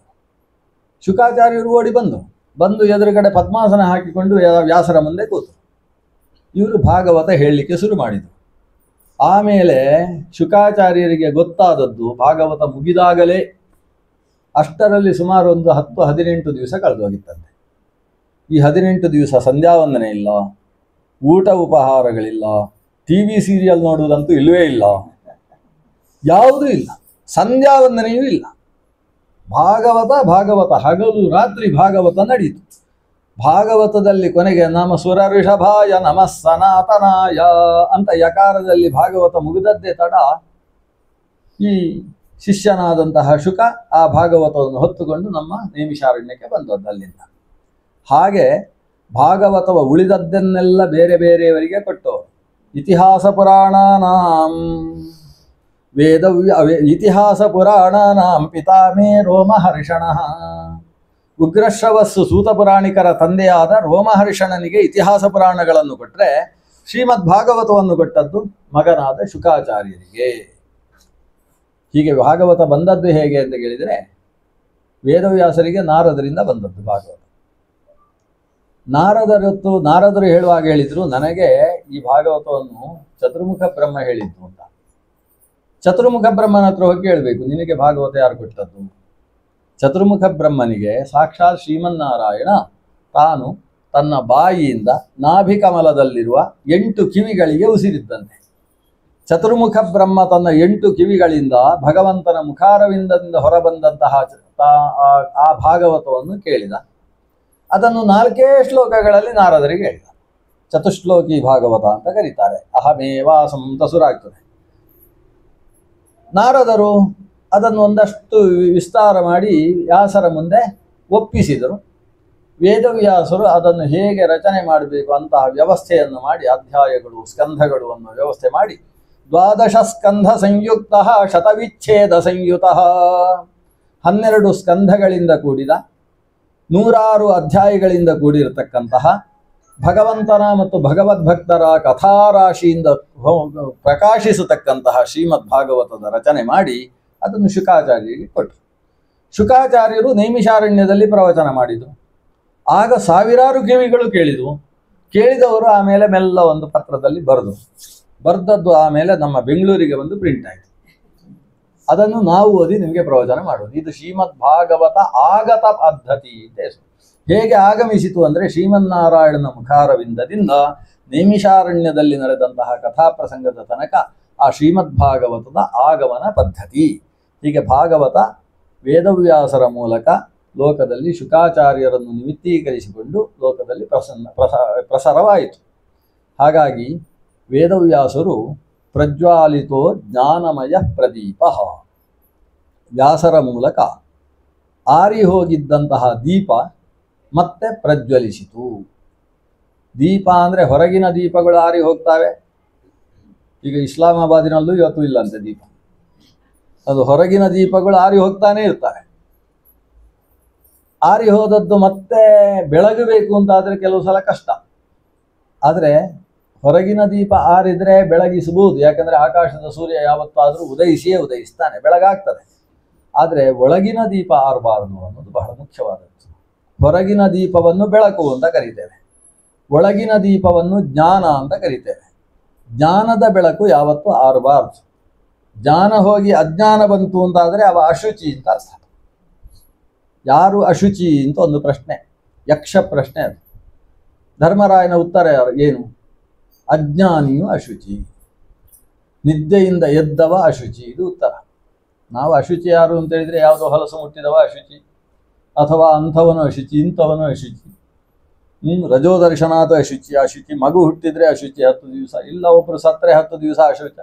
ಈಗ ಅಶುಚಿ ಅನ್ನೋ ಶಬ್ದಕ್ಕೆ ನಾವು ಏನೇನೋ ವ್ಯಾಖ್ಯಾನ ಮಾಡಿದರೆ, ನಮ್ಮ ಧರ್ಮರಾಜನ ವ್ಯಾಖ್ಯಾನ ಜ್ಞಾನ ತಪ್ಪಿದ್ರೆ ಅಶುಚಿ. ಶವವು ಅಶುಚಿಯಾಗುವುದು ಯಾಕೆ? ಜ್ಞಾನ ಇಲ್ಲ ಅನ್ನೋ ಕಾರಣದಿಂದ ಶವ ಅಶುಚಿಯಾಗ್ತದೆ. ಅದೇ ಪ್ರಾಣ ಇದ್ದಾಗ ಶುಚಿ ಯಾಕೆ? ಯಾಕಂದರೆ ಶಿವ ಅದು ಶವ ಅಲ್ಲ, ಶಿವ ಯಾಕೆ ಅಂತ ಹೇಳಿದರೆ ಅದರಲ್ಲಿ ಜ್ಞಾನ ಇದೆ ಅನ್ನೋದ್ರಿಂದ. ನಿದ್ದೆ ಮಾಡಿ ಎದ್ದಾಗ ಅವ ಮತ್ತೆ ಸ್ನಾನ ಯಾಕೆ ಮಾಡಬೇಕು? ಯಾಕಂದರೆ ನಿದ್ದೆಯಲ್ಲಿ ಆತನಿಗೆ ಜ್ಞಾನ ಇರಲಿಲ್ಲ, ಅಶುಚಿತ್ವ. ಒಬ್ಬ ಸ್ಮೃತಿಕಾರರು ಹೇಳ್ತಾರೆ ಕೆಲವು ಭಯಾನಕವಾದ ವಿಷಯಗಳು. ಏನಂದ್ರೆ ನಿದ್ದೆ ಮಾಡಿದ್ರೆ ಅವನಿಗೆ ಎಂಥ ಅಶುಚಿ ಆಗ್ತದೆ ಅಂದ್ರೆ ಹೆಣದ ಹಾಗೆ ಅಶುಚಿ ಆಗ್ತಾರೆ ಅಂತ ಹೇಳ್ತಾರೆ. ಅದರಿಂದ ಉಪನ್ಯಾಸದಲ್ಲಿ ಒಂದು ಸಲ ಹೀಗಂದ್ರೆ ಆಮೇಲೆ ಸ್ನಾನ ಮಾಡ್ತಾರೆ, ಕಷ್ಟ ಉಂಟು. ಯಾಕೆಂದ್ರೆ ಎಚ್ಚರ ತಪ್ಪಿದಲ್ವಾ, ಜ್ಞಾನ ತಪ್ಪುವಿಕೆ ಅನ್ನುವುದೇ ಅಶುಚಿಗೆ ಮೂಲ ಕಾರಣ. ರಾತ್ರಿ ಪೂರ್ತಿ ಎಚ್ಚರ ಇದ್ರೆ ಮರು ದಿವಸ ಆತ ಸ್ನಾನ ಮಾಡದೆ ಹೋದ್ರೂ ಒಂಥರದ ಶುಚಿ ಇದೆ ಅವನಿಗೆ. ಒಂದು ಸಲ ನಿದ್ದೆ ಮಾಡಿದ್ರೆ ಅಶುಚಿ ಬಂತು. ಅದಕ್ಕೋಸ್ಕರ ಧರ್ಮಶಾಸ್ತ್ರ ಹೇಳ್ತದೆ, ಬೆಳಗ್ಗೆ ಉಷಕ್ಕಾಲದಲ್ಲಿ ನೀನು ಎದ್ರೆ ಆಮೇಲೆ ರಾತ್ರಿಯ ತನಕ ಮಧ್ಯದಲ್ಲಿ ನಿದ್ದೆ ಮಾಡಬೇಡ ಅಂತ ಹೇಳ್ತದೆ. ಅದಕ್ಕೋಸ್ಕರ ಇನ್ನೊಂದು ಮಾತು ಹೇಳಿತು, ಮಕ್ಕಳಿಗೆ 7 ವರ್ಷದ ತನಕ ಹೆಚ್ಚು ಅಶುಚಿ ಇತ್ಯಾದಿ ಏನೂ ಇಲ್ಲ ಅಂತ. ಅದಕ್ಕೆ ಯಾಕಂದ್ರೆ ಅವುಗಳು ನಿದ್ದೆ ಮಾಡ್ತಾ ಇರ್ತಾರೆ 7 ವರ್ಷದ ತನಕ ಮಕ್ಕಳು ಸದಾ ಶುಚಿ. ಆಮೇಲೆ ಬ್ರಹ್ಮಚಾರಿಗಳು ಕೂಡ ಸ್ವಲ್ಪ ಶಾಲೆಯಲ್ಲಿ ಗುರುಗಳನ್ನು ಗುರುಕುಲದಲ್ಲೂ ಸ್ವಲ್ಪ ನಿದ್ದೆ ಮಾಡ್ತವೆ. ಮಧ್ಯದಲ್ಲಿ ಅಮರಕೋಶ ಹೇಳುವಾಗ ನಿದ್ದೆ, ಶಬ್ದ ಹೇಳಿಕೊಡುವಾಗ ಎಚ್ಚರ ಎಲ್ಲ ಆಗ್ತದೆ ಆ ಮಕ್ಕಳಿಗೆ. ಬ್ರಹ್ಮಚಾರಿ ಸದಾ ಶುಚಿಯಿಂದ ಅವುಗಳಿಗೆ ನೀರು ಪ್ರೋಕ್ಷಣೆ ಮಾಡಿದರೆ ಆಯ್ತು, ಆಚಮನ ಮಾಡಿದರೆ ಶುದ್ಧಿ ಆಗ್ತದೆ. ಆದರೆ ಗೃಹಸ್ಥನಿಗೆ ಮಧ್ಯಾಹ್ನ ನಿದ್ದೆ ಮಾಡಲಿಕ್ಕೆ ಅವಕಾಶ ಕೊಡಲಿಲ್ಲ. ಗೃಹಸ್ಥನಿಗೆ ಒಂದು ಅವಕಾಶ ಕೊಟ್ಟಿದ್ದಾರೆ, ಮಧ್ಯಾಹ್ನ ಸ್ವಲ್ಪ ಈಸಿ ಚೇರ್ನಲ್ಲಿ ಈಸಿಯಾಗಿ ಬೀಳ್ಬೋದ, ಒಂದು ಸ್ವಲ್ಪ ಅಡ್ಡ ಆಗುವುದಕ್ಕೆ ಅವಕಾಶ ಕೊಟ್ಟ ಗೃಹಸ್ಥನಿಗೆ. ಋಷಿ ನಿದ್ದೆ ಮಾಡುವುದಕ್ಕೆ ಅವಕಾಶ ಕೊಡಲಿಲ್ಲ. ಅಂದರೆ ಹಗಲಿನ ಹೊತ್ತು ನಿದ್ದೆ ಮಾಡಬೇಡ. ಬ್ರಹ್ಮಚಾರಿಗೆ ಉಪನಯನ ಮಾಡುವಾಗ ಉಪದೇಶ ಕೊಡ್ತಾರೆ, ದಿವಾಮ ಸ್ವಾಪ್ಸಿಹಿ, ಅವನಿಗೆ ಉಪದೇಶ. ಹಗಲು ಹೊತ್ತು ನಿದ್ದೆ ಮಾಡಬೇಡ, ಮಗುವಿಗೆ ಹೇಳಬೇಕು. ಕಾಮವಾದ, ಎಡವಟ್ಟು ಮಾತಾಡಬೇಡ. ಕಾಮಭಕ್ಷಣ, ನಿನ್ನೆ ಮಾಡಿದ ಅನ್ನವನ್ನು ಇವತ್ತು ಬೆಳಿಗ್ಗೆ ತಿನ್ನೋದು, ಫ್ರಿಜ್ಜಿನಲ್ಲಿಟ್ಟದ್ದನ್ನು ನಾಳೆಯೂ ಕೂಡ ಒಗ್ಗರಣೆ ಹಾಕೋದು, ಅಂಥದ್ದೆಲ್ಲ ಮಾಡಬೇಡ. ಹಳಸಿದ್ದನ್ನು ತಿನ್ನಬಾರದು. ನಿಂತುಕೊಂಡು ಓಡಾಡಿಕೊಂಡು ತಿನ್ನಬೇಡ. ಮರಕ್ಕೆ ಹತ್ತಿ ನಾಯಿಗಳಿಗೆ ಕಲ್ಲು ಹೊಡಿಬೇಡ. ಇಂಥದ್ದೆಲ್ಲ ಮಕ್ಕಳಿಗೆ ಬುದ್ಧಿವಾದ ಹೇಳುವಂತಹ ಉಪದೇಶವನ್ನು ಉಪನಯನದ ದಿವಸ ಮಾಡ್ತಾರೆ. ಅದರಲ್ಲಿ ಮುಖ್ಯವಾದ ಉಪದೇಶ ಇದು, ದಿವಾಮ ಸ್ವಾಪ್ಸಿಹಿ, ಹಗಲಿನ ಹೊತ್ತು ಮಲಗಬೇಡಪ್ಪ. ಯಾಕಂದ್ರೆ ಆಕಾಶದಲ್ಲಿ ಸೂರ್ಯ ಇರುವಾಗ ಎಚ್ಚರವಾಗಿರತಕ್ಕದ್ದು. ಸೂರ್ಯ ಏಳುವುದಕ್ಕಿಂತ ಮುಂಚೆ ಏಳಲೇಬೇಕು. ಮನೆಗೆ ಸ್ವಾಮಿಗಳು ಪೀಠಾಧಿಪತಿಗಳು ಬರ್ತಾ ಇದ್ದಾರೆ ಅಂತ ಅನ್ಕೊಳ್ಳಿ. ನಾವಿಲ್ಲಿ ಆಸನದಲ್ಲಿ ಕೂತ್ಕೊಂಡು ಕಾಲು ಮೇಲೆ ಕಾಲು ಹಾಕಿ ಹೀಗೆ ಕಾಲು ಅಲುಗಾಡಿಸ್ತಾ ಇದ್ರೆ ಸ್ವಾಮಿಗಳು ನೋಡ್ತಾರೆ, ಇವ್ರ ಮನೆಗೆ ನಾನು ಬೇಡ ಅನಿಸುತ್ತೆ ಅಂತ ಇದ್ದಕ್ಕೆ ಹೋಗ್ತಾರಲ್ವ. ಹಾಗೆ ಬೆಳಗ್ಗೆ ಸೂರ್ಯ ಪೂರ್ವದಲ್ಲಿ ಉದಯಿಸುವಾಗ ನಾವು ಎದ್ದು ಅವನನ್ನು ಸ್ವಾಗತಿಸುವುದಕ್ಕೆ ಸಿದ್ಧರಾಗಬೇಕಂತೆ. ಅಕಸ್ಮಾತ್ ನಾವು ಸೂರ್ಯ ಎದ್ದಾಗಲೂ ಅವನು ಬರುವಾಗಲೂ, ದೊಡ್ಡವರು ಬರುವಾಗ ನಾವು ಮನೆಯಲ್ಲಿ ಮಲಗಿ ಗೊರಕೆ ಹೊಡಿತಾ ಇದ್ರೆ ಸೂರ್ಯನಿಗೆ ಅನಿಸ್ತದೆ, ಒಂದೋ ನಾನು ಇವನಲ್ಲಿ ಬರಬಾರ್ದು, ಒಂದೋ ಇವನೇ ಇರಬಾರ್ದು ಅಂತ ಅನಿಸುತ್ತೆ. ನಾನು ಬರಬಾರ್ದು ಅಂತ ಹೇಳಲಿಕ್ಕಾಗುತ್ತಾ? ಎಷ್ಟೋ ಜನ ಎದ್ದು ಸ್ವಾಗತಿಸುವವರಿಲ್ವಾ? ಹಾಗಾಗಿ ಆಯುಷ್ಯ ಕ್ಷೀಣವಾಗ್ತದೆ. ಸೂರ್ಯೋದಯವಾದ ನಂತರವೂ ನಿದ್ದೆಯಲ್ಲಿದ್ದಾನೆ ಅಂತಾದರೆ ಅವನ ಆಯುಷ್ಯ ಕ್ಷೀಣವಾಗ್ತದೆ ಅಂತ. ಆರೋಗ್ಯಪ್ರದನಾದ, ಆರೋಗ್ಯಂ ಭಾಸ್ಕರಾದಿಚ್ಛೇದ್ ಅಂತ ಆಯುರ್ವೇದಕಾರನೂ ಹೇಳಿರುವ, ಲೋಕಕ್ಕೆ ವೈದ್ಯರು ಅನಿಸಿದ ಅಶ್ವಿನಿ ದೇವತೆಗಳಿಗೆ ಅಪ್ಪನಾದಂತಹ, ಆರೋಗ್ಯಪ್ರದನಾದಂತಹ ಸೂರ್ಯದೇವ ಉದಯಿಸುವುದಕ್ಕಿಂತ ಮುಂಚೆ ಏಳಲೇಬೇಕು ಅನ್ನೋದು ಶಾಸ್ತ್ರದ ನಿಯಮಗಳೆಲ್ಲ. ಈ ನಿಯಮಗಳನ್ನೆಲ್ಲ ಕೇಂದ್ರೀಕರಿಸಿ ವೇದವ್ಯಾಸರು ಒಂದು ಗ್ರಂಥ ರಚನೆ ಮಾಡಿದರು. ಆ ಗ್ರಂಥಕ್ಕೆ ವ್ಯಾಸ ಸ್ಮೃತಿ ಅಂತ ಹೆಸರು. 18 ಸ್ಮೃತಿಗಳಲ್ಲಿ, 18 ಸ್ಮೃತಿಗಳಲ್ಲಿ ಮನುಸ್ಮೃತಿಯ ನಂತರದಲ್ಲಿ ಪ್ರಶಸ್ತವಾದಂತಹ ಸ್ಮೃತಿ ಅಂತ ಇದ್ರೆ ವ್ಯಾಸ ಸ್ಮೃತಿ ಅಂತ ಕರೆಸಿಕೊಳ್ಳುವ ಸ್ಮೃತಿ. ಆಮೇಲೆ ಬರುವುದು ಪರಾಶರ, ಕೆಲವು ಪಾರಾಶರಿ ಸ್ಮೃತಿ ಇಂದ ಪರಾಶರ ಸ್ಮೃತಿ ಅನ್ನೋದು ಮತ್ತೊಂದು. ಹೀಗೆ ಬದುಕಿನ ಧರ್ಮಗಳನ್ನೆಲ್ಲ ಉಪದೇಶಿಸುವ ಅನೇಕ ಗ್ರಂಥಗಳನ್ನು ಕೊಟ್ಟಂತಹ, ಜ್ಞಾನ ಕೊಟ್ಟ ರೂಪ. ಜ್ಞಾನವೇ ಎಲ್ಲ ರೀತಿಯ, ನಹಿ ಜ್ಞಾನೇನ ಸದೃಶಂ ಪವಿತ್ರಂ ಇಹ ವಿದ್ಯತೆ. ಈ ಲೋಕದಲ್ಲಿ ಜ್ಞಾನಕ್ಕೆ ಸದೃಶವಾದ ಪವಿತ್ರವಾದ ವಸ್ತು ಮತ್ತೊಂದಿಲ್ಲ. ಅದನ್ನ ಜ್ಞಾನವನ್ನು ಪಡಿತಾ ಇದ್ದಾನೆ ಅಂದರೆ ಅದೇ ಒಂದು ರೀತಿಯ ಸ್ನಾನ ಇದ್ದ ಹಾಗೆ. ಹೀಗೆ ಜ್ಞಾನದ ಕಡೆಗೆ ಎಲ್ಲರ ಮುಖವನ್ನು ಕೂಡ ತಿರುಗಿಸಿದ ದೊಡ್ಡ ಭಗವಂತನ ಅವತಾರ ಸ್ವರೂಪ ವೇದವ್ಯಾಸ ಸ್ವರೂಪ. ಆ ವೇದವ್ಯಾಸರ ಚರಿತೆಯನ್ನು ಒಂದು 5 ನಿಮಿಷದಲ್ಲಿ ಹೇಳಿ ಉಪಸಂಹಾರ ಮಾಡ್ತೇನೆ. ವ್ಯಾಸರು ಎಷ್ಟೆಲ್ಲ ಕೆಲಸ ಮಾಡಿದರು. ಈ ಮಹಾಭಾರತದಲ್ಲಿ ಕೆಲವು ಕಥೆ ಎಲ್ಲ ಬರುವುದಿಲ್ಲ ವ್ಯಾಸರದ್ದು. ಕ್ರಿಮಿಯಿಂದ ರಾಜ್ಯವಾಳಿಸಿದ ಕಥೆ ಮಹಾಭಾರತದಲ್ಲಿಲ್ಲ, ಅಲ್ಲ ಇಲ್ಲಿ ಭಾಗವತದಲ್ಲಿಲ್ಲ, ಅದು ಮಹಾಭಾರತದ ಕಥೆ. ಮಹಾಭಾರತದಲ್ಲಿ ಬರುವುದು ಅವರು ಪಾಂಡವರನ್ನು ಸಂರಕ್ಷಿಸಿದರು ಅನ್ನುವ ಕಥೆ. ಭಾಗವತದಲ್ಲಿ ಬರುವುದು ವೇದವ್ಯಾಸರ ಕಥೆ ಅಂತ ಹೇಳಿದರೆ ಮುಖ್ಯವಾಗಿ ಪಾಂಡವರ ಸಂರಕ್ಷಣೆಯ ಕಥೆಯೇ ಬರುವುದು. ಪಾಂಡವರನ್ನು ಅತ್ಯಂತ ಪ್ರೀತಿಸಿದವರು ವೇದವ್ಯಾಸರು ಮತ್ತು ಭಗವಂತ ಶ್ರೀಕೃಷ್ಣ. ಎಷ್ಟು ಪಾಂಡವರ ಮೇಲೆ ವ್ಯಾಸರಿಗೆ ಪ್ರೀತಿ ಇತ್ತು, ದುರ್ಯೋಧನಾದಿಗಳ ಮೇಲೆಯೂ ಅಷ್ಟೇ ಪ್ರೀತಿ ಇತ್ತು ವೇದವ್ಯಾಸರಿಗೆ. ಕೃಷ್ಣ ದುರ್ಯೋಧನಾದಿಗಳನ್ನಷ್ಟು ಪ್ರೀತಿಸಲಿಲ್ಲ. ಆದರೆ ವೇದವ್ಯಾಸರು ದುರ್ಯೋಧನಾದಿಗಳನ್ನು ಅಷ್ಟೇ ಪ್ರೀತಿಸಿದ್ದು ಯಾಕೆ ಅಂತ ಹೇಳಿದರೆ ಲೋಕಕ್ಕೆ ಒಂದು ಅರ್ಥ ಮಾಡಿಸುವುದಕ್ಕೆ. ಇವರಿಗೆ ಸಿಟ್ಟು ಮಾಡಿಕೊಂಡು ಹೇಳಿದರೆ ಅಂತೂ ಅರ್ಥ ಆಗುವುದೇ ಇಲ್ಲ, ಪ್ರೀತಿಯಿಂದ ಹೇಳಿದರೂ ಕೂಡ ಅರ್ಥ ಆಗುವುದಿಲ್ಲ ಈ ಮಕ್ಕಳಿಗೆ ನೋಡಿ. ಆದ್ದರಿಂದ ಇವರನ್ನು ಸಂಹಾರ ಮಾಡುವುದು ಬಿಟ್ಟರೆ ಬೇರೆ ಮಾರ್ಗವೇ ಇಲ್ಲ ಅನ್ನುವುದನ್ನು ಲೋಕಕ್ಕೆ ತೋರಿಸುವುದಕ್ಕೋಸ್ಕರ ವೇದವ್ಯಾಸರು ದುರ್ಯೋಧನಾದಿಗಳನ್ನು ಕೂಡ ಪ್ರೀತಿಸಿದರು. ದುರ್ಯೋಧನಾದಿಗಳು ಯಾರು ಹೇಳಿದರೂ ಕೇಳ್ತಾ ಇರಲಿಲ್ಲ, ಆದರೆ ವೇದವ್ಯಾಸರು ಹೇಳಿದಾಗ ಕೇಳಿದ ಹಾಗೆ ನಾಟಕ ಆದರೂ ಮಾಡ್ತಿದ್ರು. ಯಾಕಂದರೆ ವೇದವ್ಯಾಸರು ಅಂದರೆ ಒಂದು 2-3 ರೀತಿಯಿಂದ ಗೌರವ. ಒಂದು, ತನ್ನ ತಂದೆಯಾದಂತಹ ಧೃತರಾಷ್ಟ್ರನ ಜನನಕ್ಕೆ ಕಾರಣೀಭೂತರಾದವರು. ಮತ್ತೊಂದು, ಲೋಕಕ್ಕೆ ಅವರು ಕೊಟ್ಟ ಜ್ಞಾನದ ಮೂಲಕವಾಗಿ ಅವರು ಜ್ಞಾನಭಾಸ್ಕರ ಅಂತ ಆ ಕಾಲದಲ್ಲಿ ಪ್ರಥಿತರಾದವರು.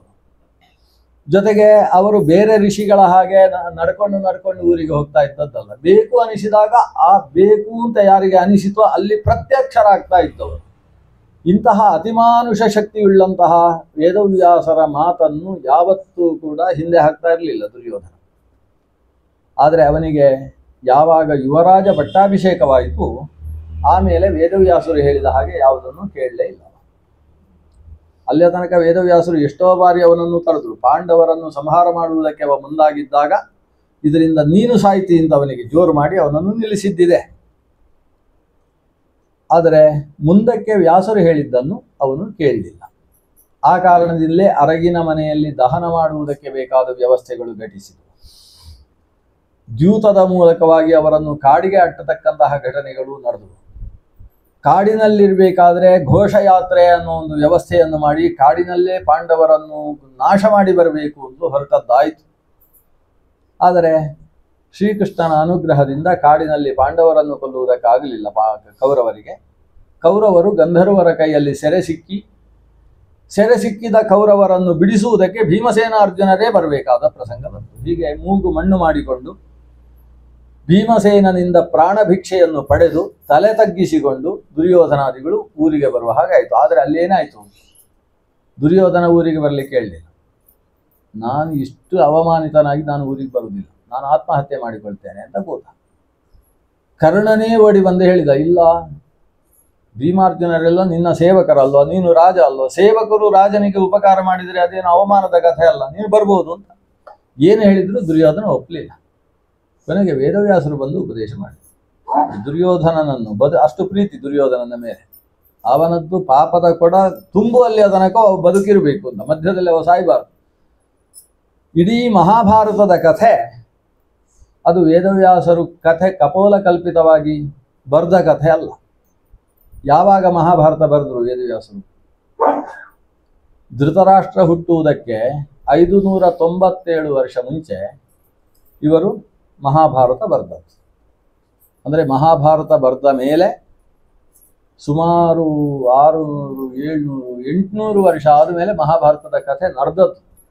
ಮುಂದಕ್ಕೆ ನಡೆಯುವ ಕಥೆಯನ್ನು ಮೊದಲೇ ಬರೆದಿಟ್ಟಂತಹ ಸರ್ವಜ್ಞ ಸ್ವರೂಪರು ಶ್ರೀ ವೇದವ್ಯಾಸರು. ಆದ್ರಿಂದಲೇ ಹೇಳುವುದು, ಕೋಹ್ಯನ್ಯ ಪುಂಡರೀಕಾಕ್ಷಾತ್ ಮಹಾಭಾರತ ಕೃದ್ಭವಿ.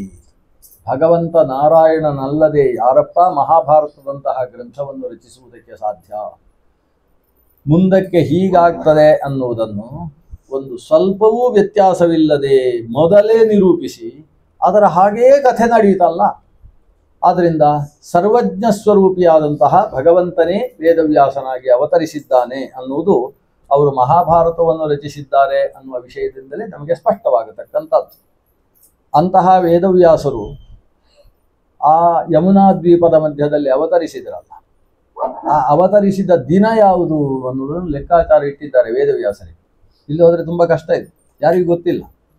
ಯಮುನಾ ದ್ವೀಪದಲ್ಲಿ ಅವತರಿಸಿದ್ರಿಂದ ದ್ವೈಪಾಯನರು ಅಂತ ಹೆಸರು, ವೇದವನ್ನು ವಿಭಾಗ ಮಾಡಿದ್ರಿಂದ ವೇದವ್ಯಾಸರು ಅಂತ ಹೆಸರು, ಸ್ವಲ್ಪ ಕಪ್ಪು ಮೈಯವರಾದ್ರಿಂದ ವಾಸಿಷ್ಠ ಕೃಷ್ಣ ಅಂತ ಅವರಿಗೆ ಹೆಸರು, ಬದರಿಯಲ್ಲಿ ಹೋಗಿ ವಾಸ ಮಾಡಿದ್ರಿಂದ ಬಾದರಾಯಣರು ಅಂತ ಹೆಸರು, ವಿದ್ಯೆಯನ್ನೆಲ್ಲ ಲೋಕಕ್ಕೆ ಕೊಟ್ಟವರಿಂದ ವಿದ್ಯಾಧೀಶ ಅಂತ ಹೆಸರು. ಹೀಗೆ ಅನೇಕ ಹೆಸರುಗಳು ಅವರಿಗೆ. ಅವರು ಅವತರಿಸಿದ ದಿನ ಯಾವುದು? ಅದು ಏಕಾದಶಿಯ ಮರುದಿವಸ ಅನ್ನೋದು ವಿಶೇಷ. ಅಂದರೆ ದ್ವಾದಶಿ, ವೈಶಾಖ ಶುಕ್ಲ ದ್ವಾದಶಿಯ ದಿವಸ ಆ ವಿಜ್ಞಾನ ಭಾಸ್ಕರ ಅವತರಿಸಿದ್ದಾನೆ ಅನ್ನುವ ಕಾರಣದಿಂದ ಇವತ್ತಿನ ಈ ದಿನವನ್ನು ವೇದವ್ಯಾಸ ಜಯಂತಿ ಅಂತ ನಾವು ಆಚರಿಸ್ತಾ ಇದ್ದೇವೆ. ವೇದವ್ಯಾಸ ಜಯಂತಿ ಅಂದರೆ ಅದು ಜ್ಞಾನದ ದಿನ. ಈಗೆಲ್ಲ ಬೇರೆ ಬೇರೆ ದಿನಗಳು ಉಂಟಲ್ವ, ಟೀಚರ್ಸ್ ಡೇ ಅಂತ ಒಂದುಂಟು, ಅದು 5ನೇ ತಾರೀಕು ರಾಧಾಕೃಷ್ಣನಿಗೆ ಸಂಬಂಧಪಟ್ಟ ಹಾಗೆ ಇಟ್ಟಿದ್ದೆ. ನಮ್ಮಲ್ಲಿ ಟೀಚರ್ಸ್ ಡೇ ಅಂದರೆ ಗುರು ಪೂರ್ಣಿಮಾ ಅಂತ ಕರಿತೇವೆ. ಅದು ಗುರು ಪೂರ್ಣಿಮೆ, ಅದು ನಿಜವಾಗಿ ಗುರುಗಳ ದಿನ. ಈಗೆಲ್ಲ ಫಾದರ್ಸ್ ಡೇ ಅಂತಿದೆ, ನಾವು ಶ್ರಾದ್ದದ ದಿನ ಅಂತ ಕರಿತೇವೆ. ಹಾಗೆಲ್ಲ ಡೇಗಳು ಉಂಟು. ಅದರಲ್ಲಿ ಒಂದು ಜ್ಞಾನದ ದಿನ ಅಂತ ಒಂದುಂಟು, ನಾಲೆಜ್ ಡೇ ಅಂತ ಇರಬೇಕು. ಅದು ಯಾವುದು ಅಂದರೆ ವೇದವ್ಯಾಸ ಡೇ. ಅಂದರೆ ವೇದವ್ಯಾಸರು ಅವತರಿಸಿದ ದಿವಸ ಅಂತ ಹೇಳಿದರೆ ಅದು ಜ್ಞಾನದ ಹಬ್ಬವನ್ನು ಆಚರಿಸಬೇಕಾದಂತಹ ದಿವಸ. ಅದೇ ದಿವಸ ವಿದ್ಯಾಮಾನ್ಯ ತೀರ್ಥ ಶ್ರೀಪಾದರು ತಾವು ತಮ್ಮ ಇಹಲೋಕ ಯಾತ್ರೆಯನ್ನು ಭಗವಂತನಲ್ಲಿ ಸಮರ್ಪಣೆ ಮಾಡಿದಂತಹ ದಿವಸ. ಅವರು ಏಕಾದಶಿಯ ದಿವಸ ಸಾಯಂಕಾಲ 7 ಗಂಟೆಯ ಹೊತ್ತಿಗೆ ತಮ್ಮ ಶರೀರ ತ್ಯಾಗ ಮಾಡಿದರು. ಸನ್ಯಾಸಿಗಳು ಏಕಾದಶಿಯ ದಿವಸ ಶರೀರ ತ್ಯಾಗ ಮಾಡಿದರೆ ಆರಾಧನೆ ಅದು ದ್ವಾದಶಿ ಆಗ್ತದೆ. ಅದೊಂದು ಬಹಳ ವಿಶೇಷ. ಏಕಾದಶಿಯ ದಿವಸ ಶರೀರ ತ್ಯಜನ ಅನ್ನುವುದೇ ಅವರಲ್ಲಿರುವ ಮಹತಿಯನ್ನು ತಿಳಿಸತಕ್ಕಂಥದ್ದು. ತಮ್ಮ ಜ್ಞಾನ ವೇದವ್ಯಾಸರನ್ನು ನಿರಂತರ ನಂಬಿದವರು, ವೇದವ್ಯಾಸರ ಗ್ರಂಥವನ್ನು ವೇದವ್ಯಾಸರಿಗೆ ಸರಿಯಾಗಿ ಅರ್ಥ ಹೇಳಿದವರೇ ಶ್ರೀಮನ್ ಮಧ್ವಾಚಾರ್ಯರು ಅಂತ ಮಧ್ವಾಚಾರ್ಯರ ಗ್ರಂಥದ ಮೇಲೆ ಅಪಾರ ನಂಬಿಕೆ. ಏನಾದರೂ ಉತ್ತಮ ಕೆಲಸ ಮಾಡಬೇಕಾದರೆ ಅವರು ಜ್ಯೋತಿಷ್ಕರ ಹತ್ರ ಹೋಗ್ತಾ ಇರಲಿಲ್ಲ. ಅವರು ಹೀಗೆ ಆಚಾರ್ಯರ ಗ್ರಂಥ ತೆಗಿತಾ ಇತ್ತು, ತಾತ್ಪರ್ಯ ನಿರ್ಣಯ ನೋಡು, ಅದರ ಪ್ರಕಾರ ನಿರ್ಣಯ. ತಮ್ಮ ಶಿಷ್ಯರಿಗೆ ಮದುವೆ ಆಗಬೇಕಾದರೂ ಏನು ಬಂತು, ಆಗ್ಬೋದು, ಆ ಹೆಣ್ಣಿನ ಜೊತೆಗೆ ವಿವಾಹ, ಹೀಗೆ ವ್ಯವಸ್ಥೆ ಮಾಡ್ತಾ ಇದ್ದವರು ಶ್ರೀ ವಿದ್ಯಾಮಾನ್ಯ ತೀರ್ಥ ಶ್ರೀಪಾದರು. ಆ ಗುರುಗಳ ಭಕ್ತಿಯ ಸ್ಮರಣೆಯ ಜೊತೆಗೆ ಶ್ರೀ ವೇದವ್ಯಾಸರ ಜಯಂತಿಯ ಈ ದಿನದಲ್ಲಿ ಶ್ರೀಮದ್ ಭಾಗವತದ ಕಥಾನಕದಲ್ಲಿ ಬಂದಿರುವ ಶ್ರೀ ವೇದವ್ಯಾಸರ ಕಥಾಮೃತವನ್ನು ಇಷ್ಟನ್ನು ನಾವು ಇವತ್ತು ಭಗವಂತನಲ್ಲಿ ಸಮರ್ಪಣೆ ಮಾಡೋಣ. ಶ್ರೀಕೃಷ್ಣಾರ್ಪಣಮಸ್ತು. ನಾಳೆ 6:30